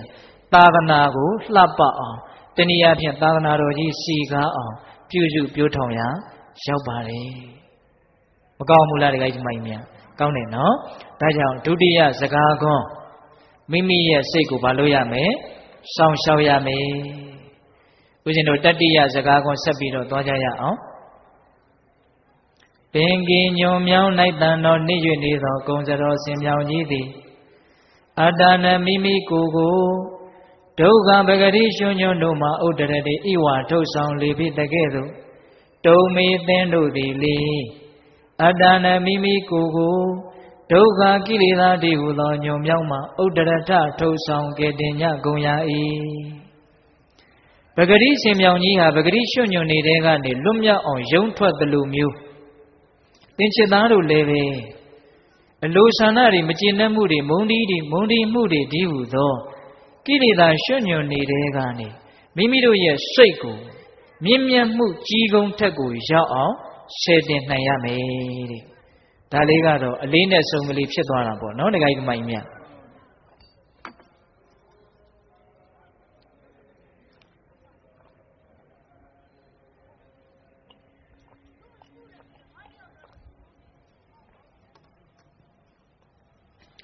ပဂရိရွှွညွန်နေတဲ့ကနေပဂရိရှင်မြောင်ကြီးယုံထွက်တယ်လို့မျိုးကိလေသာတွေဟူသောရွှွညွန်နေတဲ့ကနေမိမိတို့ရဲ့စိတ်ကိုဆွဲထုတ်နိုင်ရမယ်လို့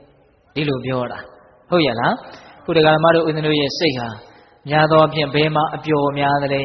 ဘယ်မှာအနေများသလဲဆိုရင်ပါပသမိန်ရမတိမနောဆိုတဲ့ဒေသနာတော်အတိုင်းမကောင်းမှုမှာမိမိတို့ရဲ့စိတ်ဟာမမွေ့မလျော်ဘူးလားမွေ့လျော်တယ်နော်မကောင်းမှန်းသိပါလေခင်နဲ့မကောင်းမှုမှာစိတ်ဟာမွေ့လျော်တယ်ပျော်တယ်မကောင်းတာပြောရမယ်မကောင်းတာလုပ်ရမယ်မကောင်းတာတွေးရမယ်ဆိုလို့ရှိရင်အဲ့ဒီနေရာကနေစိတ်ကိုယုံထအောင်လုံနိုင်ခဲ့တယ်ယုံထွက်နိုင်ခဲ့တယ်ဟုတ်လားဒါကြောင့်မြတ်စွာဘုရားကဒီအချက်ကိုသဘောပေါက်လို့ကြီးပွားခြင်းများတဲ့ပုဂ္ဂိုလ်ချမ်းသာခြင်းများတဲ့ပုဂ္ဂိုလ်တွေဟာယုံမြတ်တဲ့တရားတွေထဲမှာမိမိရဲ့စိတ်ကိုမပျော်စေဘဲနဲ့မြင့်မြတ်မှုတွေကိုရောက်အောင်ထုတ်ဆောင်နိုင်ရမယ်ဆွဲတင်နိုင်ရမယ်ဒါတဲ့ပူပြီးတော့ကြည်ကြည်ပြန့်ပြန့်လေးပြောရရင်ပူလောင်မှုထဲမှာနစ်နေတဲ့ဒီစိတ်ကိုအေးချမ်းမှုတွေကိုရောက်အောင်ကူးပြောင်းနိုင်ရမယ်ဟုတ်လားညှဉ်းနှွမ်းမှုထဲမှာနစ်နေတဲ့ဒီစိတ်ကိုဖြူရှင်မှုတွေကိုရောက်အောင်ဆွဲထုတ်နိုင်ရမယ်ဟုတ်ရဲ့လားရှုပ်ထွေးလှတဲ့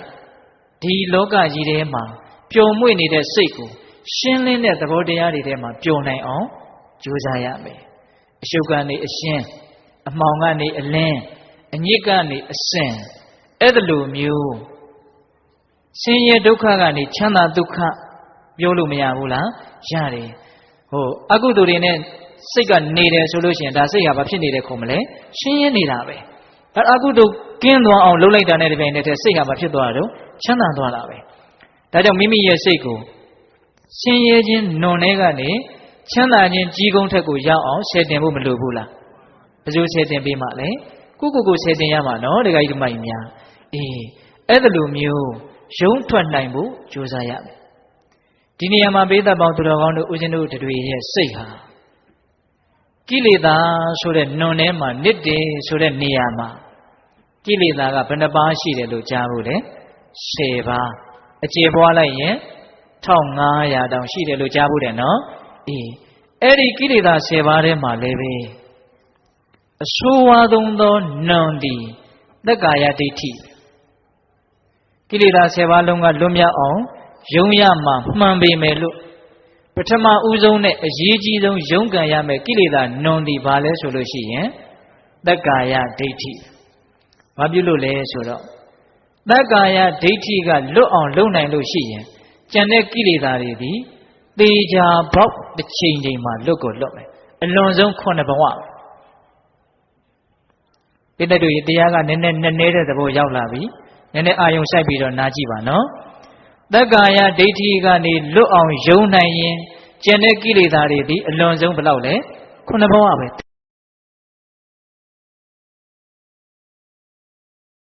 ဒါပေါ့လွတ်ဒီသက္ကာယဒိဋ္ဌိကမလွတ်သေးသမျှကျန်တဲ့ကိလေသာတွေမလွတ်ဟုတ်လားဘဝနဲ့ရှင်းပြီးတော့ပြောမယ်ဆိုလို့ရှိရင်သက္ကာယဒိဋ္ဌိဒီဟူသောနွန်ကလွတ်အောင်မယုံနိုင်ဘူးဆိုလို့ရှိရင်အပယ်လေးပါးဒီဟူသောဘဝနွန်ကလည်းပဲမလွတ်သေးဘူးလို့ပြောရတယ်သက္ကာယဒိဋ္ဌိကသာလွတ်အောင်ယုံနိုင်မယ်ဆိုရင်အပယ်လေးပါးဒီဟူသောဘဝနွန်ကလွတ်သွားပြီအပယ်လေးပါးမှလွတ်ယုံမကဘူးနောက်ထပ်9ဘဝနေပြီလို့ရှိရင်ကြံတဲ့ဘဝပေါင်းများစွာကလည်းဘာဖြစ်မလဲလွတ်မယ်ဆိုကြစို့ဦးဇင်းတို့ဝိသခာတို့အနာတပိန်တို့သက္ကာယဒိဋ္ဌိကနေ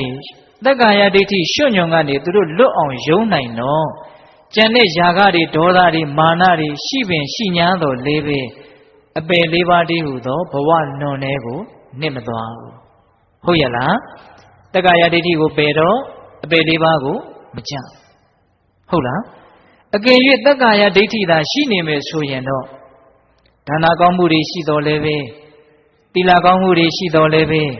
ဘာဝနာကောင်းမှုတွေရှိတော်လဲပဲတေဂာနီးမှာအခက်မသိလို့ရှိရင်အပယ်လေးပါးကိုရောက်နိုင်နေတာပဲဟုတ်ရဲ့လားဦးဇင်းတို့မန္လိကာမိဖုရားကြီးအတတိတဒါနရှင်ကြီးပဲဗျာတေဂာနီးမှာနှလုံးသွင်းလေးတစ်ချက်မှားလိုက်တာနဲ့အဝေကြီးငရဲကို9ရက်ရောက်သွားတာပိဋကတို့ကြားဘူးတယ်နော်အဲ့ဒါသက္ကာယဒိဋ္ဌိညုံကမလွတ်သေးတော့အပယ်လေးပါးညုံကမလွတ်နိုင်ဘူးဟုတ်ရဲ့လားအေးဦးဇင်းတို့ပြီးတော့ယဟန်ဘဝကနေပြီးတော့ပိန်းရက်တွေကိုဆွဲလိုက်လို့မိမိတီလာကိုတန်တရားဖြစ်ပြီးတော့တေသွားလို့နဂါမင်းကြီးသွားဖြစ်တာကိုကြားဘူးတယ်မို့လားအဲ့ဒီယဟန်ဆိုရင်တီလာအင်မတန်စင်ကြယ်တာပဲသို့တော့တေဂာနီးမှာတစ်ချက်တန်တရားဝင်လိုက်တာနဲ့မဖြစ်သွားတော့အဟိတရိရှံဖြစ်ရတယ်ဒီတော့သက္ကာယဒိဋ္ဌိကလွတ်ရင်အပယ်ကလွတ်တယ်သက္ကာယဒိဋ္ဌိကမလွတ်ဘူးဆိုလို့ရှိရင်အပယ်ကမလွတ်ဘူးသက္ကာယဒိဋ္ဌိမရှိဘူးဆိုရင်ကျန်တဲ့လောဘဒေါသတွေကအပယ်ရောက်အောင်မပို့နိုင်ဘူးဟုတ်လားဒါကြောင့်ကိလေသာနွန်နေမှာလည်းပဲအဆိုးဆုံးနဲ့အရေးတကြီးယုံရမဲ့နွန်သည်ဘယ်နွန်လဲလို့မေးရင်သက္ကာယဒိဋ္ဌိတည်းဟူသောနွန်မှာဟုတ်ရဲ့လားအေးဒါကြောင့်သာသနာနဲ့တွေ့တဲ့အခါမိမိလည်းလူဖြစ်တဲ့အခါယုံလို့ရတုံးလေးမှာတတ်နိုင်သမျှယုံဖို့လိုပါတယ်ဆိုကြပါစို့ယုံလို့ရတုံးလေးဆိုတဲ့စကားလေးအင်မတန်အရေးကြီးတယ်လို့ထင်တယ်နော်ယုံလို့ရတုံးဆိုတဲ့စကားကိုထောက်တော့အဖြစ်ယုံလို့မရတဲ့အခြေအနေဆိုတာတွေကိုနားလည်လို့မရဘူးလားဆိုကြပါစို့တိရစ္ဆာန်တကောင်ဟာသူ့ဘဝကနေသူလွတ်အောင်ယုံနိုင်မှာမလားမယုံနိုင်ဘူးဟုတ်လားဆိုကြပါစို့မိစ္ဆာဒိဋ္ဌိဖြစ်နေတယ်ဆိုလို့ရှိရင်လည်းပဲအဲ့ဒါလိုအပေတန်တရားသက္ကာယဒိဋ္ဌိတည်းဟူသောကိလေသာနုံကနေငါလွတ်အောင်ယုံကျင်တယ်ဆိုလို့ကောအဲ့ဒါလိုလွတ်အောင်ယုံနိုင်တဲ့အခွင့်အရေးရှိလားမရှိဘူးဟုတ်တရားဓမ္မတို့ဦးဇင်းတို့သိတာလဲလူလဲဖြစ်တယ်မှန်ကန်တဲ့အယူဝါဒလမ်းစဉ်အောက်မှာလဲရှိတယ်ဘယ်လိုလွတ်အောင်ယုံရမယ်ဆိုတာကိုလည်းသိတယ်ဒါကြောင့်မို့လို့လွတ်အောင်ယုံလို့ရတုံးကလေးအခုအချိန်လေးဟာဟုတ်လားဒါကြောင့်လွတ်အောင်ယုံလို့ရတုံးကလေးမှာယုံဖို့မလိုဘူးလားလိုတယ်ဘယ်ကနေယုံရမလဲသက္ကာယဒိဋ္ဌိကနေလွတ်အောင်ယုံရမယ်အဲ့တော့ဒီလိုယုံကံခြင်းသိပေါက်ဖို့ဆိုတဲ့နေရာမှာ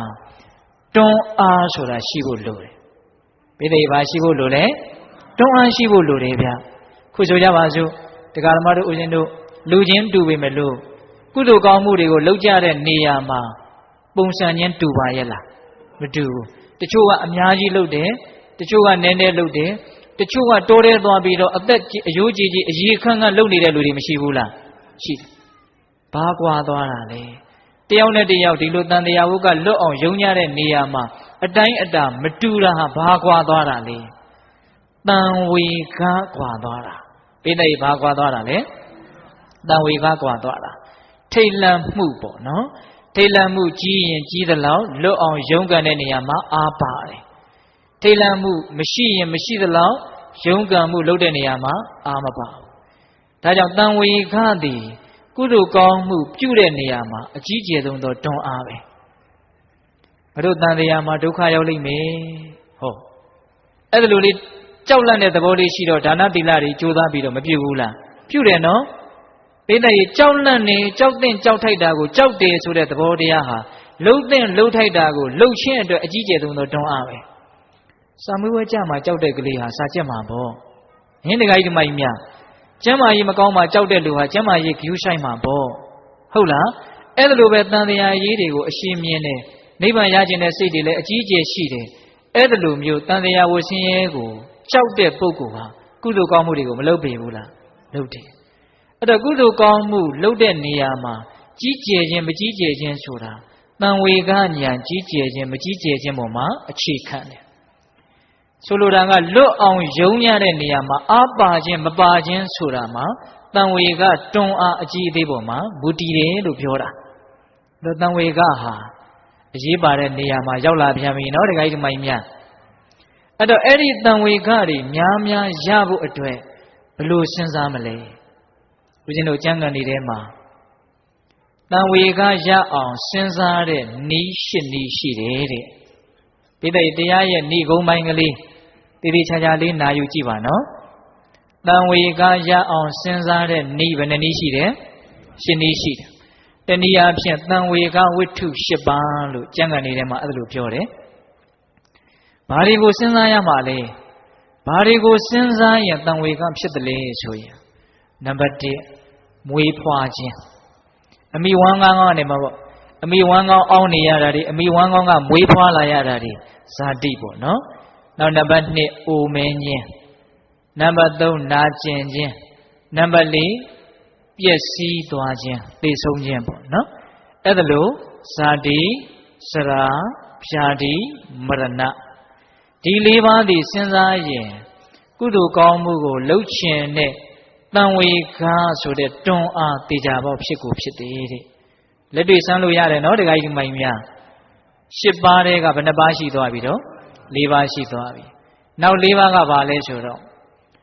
အပယ်ဆင်းရဲကိုစဉ်းစားရမယ်တဲ့ဘာကိုစဉ်းစားရမယ်အေးငရဲတိဆံပြိတ္တာအတုတကယ်ရဲ့ဆင်းရဲဒီဆင်းရဲဟာလည်းပဲငါနဲ့ဇေယျမပြတ်သေးဘူးဆက်ဆက်မှုအပြည့်အဝရှိတယ်လို့စဉ်းစားရနောက်နံပါတ်5နံပါတ်6အတိတ်တန်တရားကိုစဉ်းစားရမယ်တဲ့ငါအတိတ်ကာလတုန်းကဖြတ်တန်းရင်ဆိုင်ခဲ့ရတဲ့ဒုက္ခတွေအဲ့ဒါလို့အတိတ်တန်တရားကိုစဉ်းစားရင်လည်းပဲသိကြပေါ့တန်ဝေကရတယ်နောက်နံပါတ်9အနာဂတ်တန်တရားငါဘယ်လောက်ကြာအောင်မသိဘူးတန်တရားထဲမှာအဲ့ဒါလို့စဉ်းစားရင်လည်းဘာဖြစ်မယ်တန်ဝေကဉာဏ်ဖြစ်မယ်နောက်နံပါတ်10အာဟာရပရိယေတနာနိတတူဝရှာဖွေနေရတာနားခြင်းလို့နားမရအာမရှိအနာမရှိမိမိဘဝရက်တည်ရမိမိမိသားစုရက်တည်ရေးအတွက်ရုန်းကန်လှုပ်ရှားနေတာကိုစဉ်းစားရင်လည်းပဲအဲ့ဒါပါလေတန်ဝေကရတယ်ဘယ်နှပါလဲ၈ပါးအဲ့ဒီ၈ပါးကိုစဉ်းစားရင်သေချာပေါက်တန်ဝေကရမယ်တန်ဝေကရရင်သေချာပေါက်ကုသိုလ်ကောင်းမှုကိုလုပ်ဖြစ်တယ်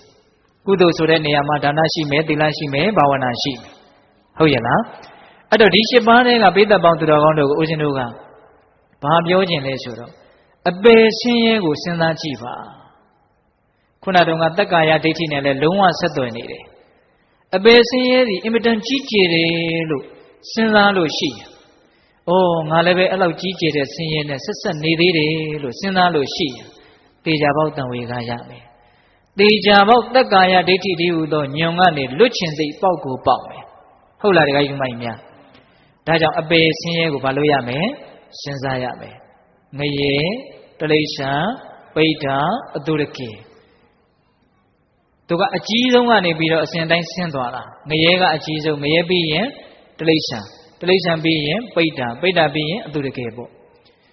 အဲ့ဒီတဲကငရေတလိษံကိုအသာထားပိဋ္ဌာတွေရဲ့ဒုက္ခကိုနည်းနည်းလေးဘ ഹു တုတ္တဦးဇင်းနည်းနည်းပြောခြင်းဟုတ်လားဦးဇင်းတို့မြတ်စွာဘုရားလက်ထက်ကဘုရားရှင်ကိုတော်မြတ်ကြီးဘုရားဖြစ်ပြီးကရာဇဂိုမှာသတင်းသုံးတော်အဲ့ဒီဂိဇဂုတ်တောင်ပေါ်မှာသတင်းသုံးတော်မူတဲ့ရှင်မဟာမောက္ကလံရဲ့ရှင်လက္ခဏရဲ့ယဟန္တာမထေရမြတ်ကြီးတစ်ပါး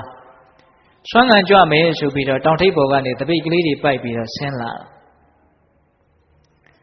လမ်းရောက်တော့ရှင်မဟာမောက္ကလံကိုတော်မြတ်ကြီးကကောင်းငင်လေတဲကိုကြည်ရင်းနဲ့တောင်ပေါ်ကအဆင်းဆိုတော့တောင်ခပန်းဆိုတော့ကောင်းငင်ဖြစ်နေတာပေါ့နော်ရှေ့က view မြင်ကွင်းကဟုတ်လားအဲ့ဒီကိုကြည်ရင်းနဲ့တစ်ချက်ပြုံးလိုက်တယ်အဲ့ဒီပြုံးတာကိုရှင်လက္ခဏမြင်တယ်မြင်တော့ငါရှင်မောက္ကလံသင်ဘာကြောင့်ပြုံးလဲ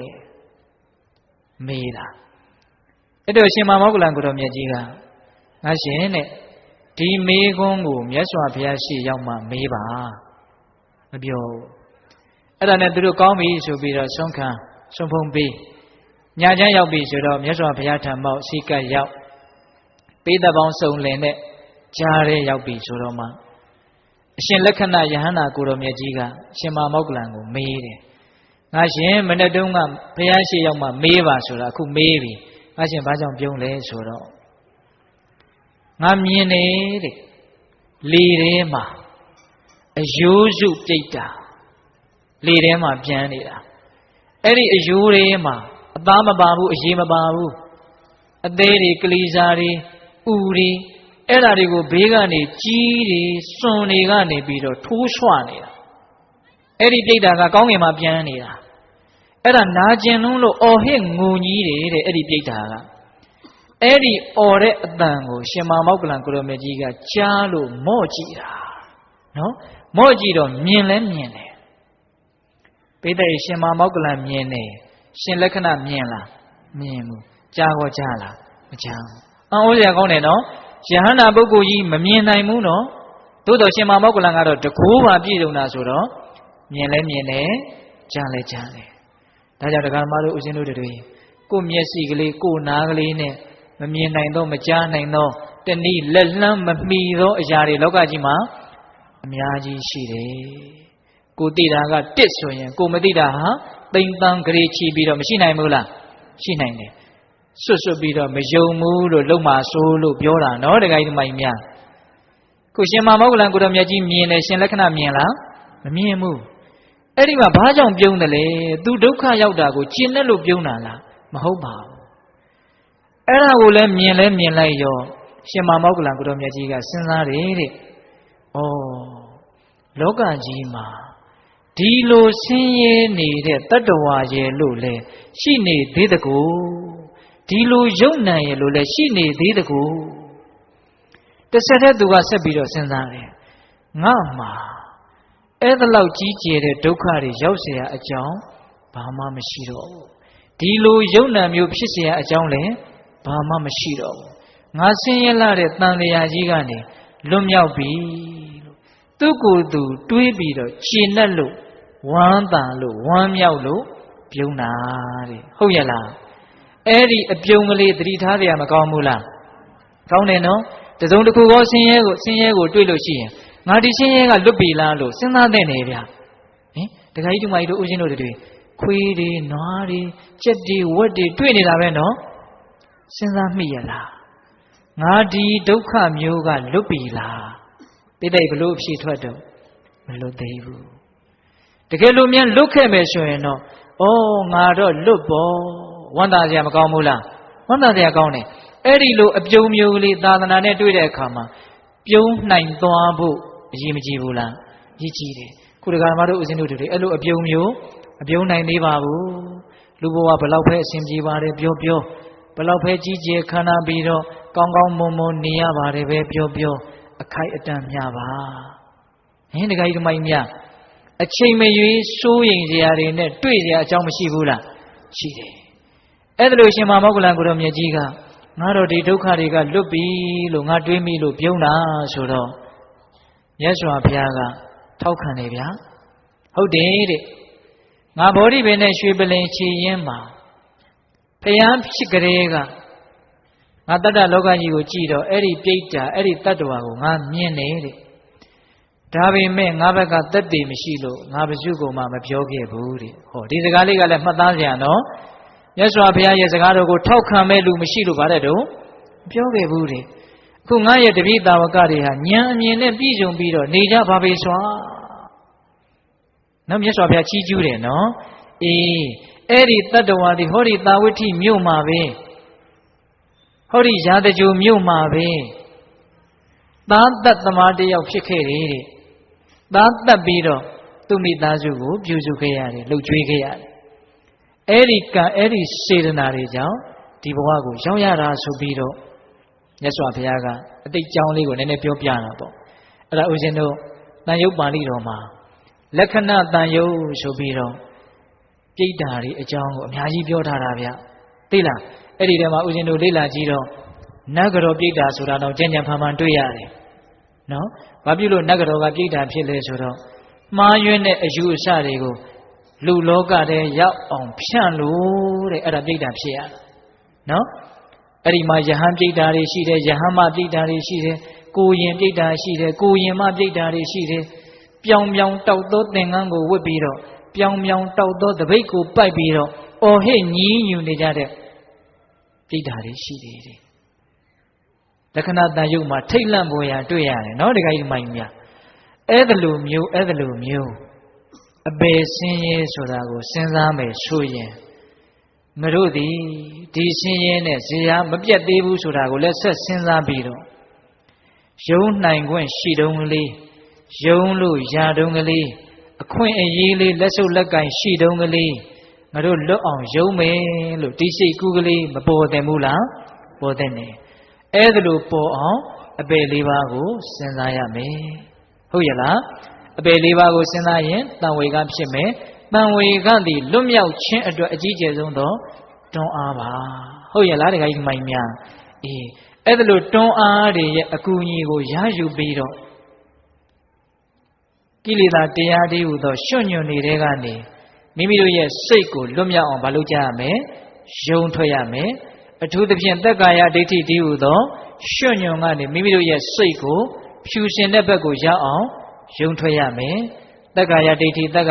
နဲ့သာဥစဉ်ကပြောနေတာတက္ကာယဒိဋ္ဌိကိုဘာလို့လဲရှင်းမပြရသေးဘူးတက္ကာယဒိဋ္ဌိဆိုတာထင်ရှားရှိနေတဲ့ယုံ nant ကိုငါလို့ထင်တာအဲ့ဒါတက္ကာယဒိဋ္ဌိဖောက်ပြန်နေတဲ့သဘောအာယုန်တွေကိုသိနေတဲ့သဘောဒီဖောက်ပြန်တဲ့သဘောတွေသိနေတဲ့သဘောတွေတနည်းအားဖြင့်သိစရာနဲ့သိတာဒီဓာတ်သဘောတရားတွေကိုငါလို့လွယ်လွယ်မှားမှားဆွဲလန်းနေတာအဲ့ဒါကိုတက္ကာယဒိဋ္ဌိလို့ခေါ်တယ်အဲ့ဒီတက္ကာယဒိဋ္ဌိကနေလွတ်အောင်ယုံနိုင်ရင်အပေတန်တရားကလွတ်မယ်ခုနှစ်ဘဝပြီးရင်31ဘုံဒုက္ခတန်တရားအလုံးကလွတ်မယ်ဒါကြောင့်မြတ်စွာဘုရားကအဲ့ဒီအကျိုးကိုမျှော်ကိုးပြီးတော့ကိလေသာတွေဟူသောရွှွညွန်ကနေမိမိတို့ရဲ့စိတ်ကိုမလုပ်ရမယ်ယုံကံထွက်နိုင်အောင်ကြိုးစားကြရမယ်လို့ဟောတာဟုတ်ရဲ့လားအေးတတိပဌာန်တရားတွေပွားမယ်ဝိပဿနာတရားတွေကြိုးစားမယ်ဆိုတာအဲ့ဒါတက္ကာယဒိဋ္ဌိကနေမလုပ်နေတာလေယုံကံထွက်နေတာအဲ့ဒါလိုမျိုးတရားတွေကိုဆွမ်းဆွမ်းတမမိမိတို့ရဲ့တတိတံဝေကတွေနေသေးလို့ပါရမီဓာတ်ခံနေနေသေးလို့ဉာဏ်နေနေသေးလို့မလုံနိုင်သေးဘူးဆိုရင်လည်းပဲဒါနကောင်းမှုတွေပြုတိုင်းသီလတွေဆောက်တည်တိုင်းဘာဝနာတွေပွားများတိုင်းတန်တရားဝတ်ကလွတ်ပြရစီဆိုတဲ့ဆန္ဒနဲ့ကုသိုလ်ကောင်းမှုတွေပြုမယ်ဆိုရင်လေအဲ့ဒါကိလေသာရွှွညွန်ကနေယုံနေလို့ပြောလို့ရပါတယ်ပိဋကဒါကတော့လျှော့ဈေးလေးပေါ့ဗျာကုသိုလ်ကောင်းမှုတွေလှုပ်တိုင်းနိဗ္ဗာန်ကိုရည်ရွယ်တန်တရားဝတ်ကလွတ်ချင်တဲ့စိတ်နဲ့လုပ်မယ်ဆိုရင်လည်းပဲကိလေသာတည်းဟူသောရွှွညွန်31ဘုံတည်းဟူသောရွှွညွန်ကနေလွတ်အောင်ယုံတယ်လို့ပြောလို့မရဘူးလားရတယ်ဒါကြောင့်ပြုတိုင်းသောကုသိုလ်ကောင်းမှုတို့ဖြင့်နိဗ္ဗာန်ကိုအထောက်ပံ့ပြုပါစေဆိုလို့ရှိရင်လေယုံကံခြင်းတစ်မျိုးပါပဲသဘောပေါက်တယ်နော်တခါကြီးမိုင်းများအေးဝိပဿနာတရားတွေမဂ္ဂင်၈ပါးတွေတတိပဌာန်တရားတွေ ကိုယ်ခန္ဓာကိုယ်ရဲ့ဖြစ်နေတာကိုဖြစ်နေတဲ့အတိုင်းအမှန်တိုင်းသိအောင်ကြိုးစားခြင်းဆိုတဲ့ဒီတရားဘာဝနာအလုပ်တွေကိုလုပ်မယ်ဆိုရင်ကတော့အတိုင်းထက်အလွန်ပေါ့ဟုတ်ရလားတခါယူမိုင်းများဒါကြောင့်အဲ့လိုမျိုးဘာဝနာတရားတွေကိုကြိုးကြိုးစားစားအထုတ်ပြီးတော့လည်းပဲရုန်းကန်နိုင်ကြပါစေကုသိုလ်ကောင်းမှုတွေကိုကြိုးကြိုးစားစားပြုပြီးတော့တန်တရားဝုတ်ကလွတ်ချင်တဲ့ဆန္ဒတွေနဲ့ဥတည်ပြီးတော့ဒါနသီလဘာဝနာကုသိုလ်ကောင်းမှုတွေပြုပြီးတော့လည်းပဲရုန်းကန်နိုင်ကြပါစေဟုတ်ရလားအဲ့လိုမျိုးရုန်းမယ်ဆိုလို့ရှိရင်ညင်နွမ်းတဲ့နေရာကနေဖြူရှင်တဲ့နေရာကိုရောက်မယ်ပူလောင်တဲ့နေရာကနေအေးချမ်းတဲ့နေရာကိုရောက်မယ်ရှင်ရဲတဲ့နေရာကနေချမ်းသာတဲ့နေရာကိုရောက်မယ်ဟုတ်ရလားဒါကြောင့်သာသနာနဲ့တွေ့တဲ့အခိုက်လူဖြစ်တဲ့အခိုက်မှာယုံလို့ရတုံးလေးမှာမြတ်စွာဘုရားဆုံးမတော်မူခဲ့တဲ့ဒေသနာတော်နဲ့အညီပဂရိရွှွညွန်နေတဲ့ကပဂရိရှင်မြောင်ကြီးယုံထွက်တယ်လို့မျိုးကိလေသာတည်းဟူသောရွှွညွန်နေတဲ့ကနေမိမိတို့ရဲ့စိတ်ကိုယုံထွက်နိုင်အောင်ဆယ်တင်နိုင်အောင်ကြိုးစားကြရမယ်တဲ့ဟုတ်လားအေးတတ္တိယစကားခွန်ပြီးတယ်ပြီးကြစို့နော်တရားဟောတာတနာရီနဲ့15မိနစ်တိတိရှိပါပြီဟုတ်ရလားပထမစကားခွန်ကဗါတဲ့တော့မမေ့မလျော့မှုမှာပျော်မွေ့နိုင်အောင်ကြိုးစားရမယ်အပ္ပမာဒဟုတ်ရလားဒုတိယစကားခွန်ကဗါတဲ့တော့မိမိရဲ့စိတ်ကိုအစဉ်စောင့်ရှောက်နိုင်ရမယ်တတိအတူတူပဲနော်အေးတန်တရားဝဆင်းရဲကလွတ်အောင်ယုံနိုင်ရမယ်တနည်းအားဖြင့်လည်းပဲကိလေသာတည်းဟူသောရွှွညွန်နေတဲ့ကမိမိရဲ့သူလည်းပဲတတိနဲ့ပညာပါပဲဟုတ်ရလားအေးဒါကြောင့်ဘေးသက်ပေါင်းသူတော်ကောင်းတို့အပ္ပမာဒတရားမှာမွေးလျော်နိုင်ကြတဲ့သူတော်ကောင်းတွေဖြစ်ကြပါစေမိမိတို့ရဲ့စိတ်ကိုအစဉ်စောင့်ရှောက်နိုင်ကြတဲ့သူတော်ကောင်းတွေဖြစ်ကြပါစေကိလေသာတည်းဟူသောရွှွညွန်နေတဲ့ကနေမိမိတို့ရဲ့စိတ်ကိုလွတ်မြောက်အောင်ကြိုးစားရုန်းကန်နိုင်ကြတဲ့သူတော်ကောင်းတွေဖြစ်ကြပါစေလို့ဦးဇင်းတို့ဆန္ဒပြုရင်းနဲ့မေတ္တာပို့ပြီးတော့တရားကောင်းစဉ်ကဗါတဲ့တော့မြတ်ဖရာဤစကားသုံးခွန်ဆိုတဲ့တရားကိုဆုံးသက်ကြရအောင်နော်ဘဝတုသဗ္ဗမင်္ဂလရကံတုသဗ္ဗဒေဝတာသဗ္ဗဗုဒ္ဓ ानु ဘာဝေနတရာဒုက္ခိဘဝန္တုတိဘဝတုသဗ္ဗမင်္ဂလရကံတုသဗ္ဗဒေဝတာသဗ္ဗဓမ္မာ ानु ဘာဝေနတရာဒုက္ခိဘဝန္တုတိဘဝတုသဗ္ဗမင်္ဂလရကံတုသဗ္ဗဒေဝတာသဗ္ဗသံဃာ ानु ဘာဝေနတရာဒုက္ခိဘဝန္တုတိတေတုံမဂတရားနာပိသပေါင်းတင်သူတော်ကောင်းတို့ဇာတာအလုံးသောတတ္တဝါနန္ဒတို့အား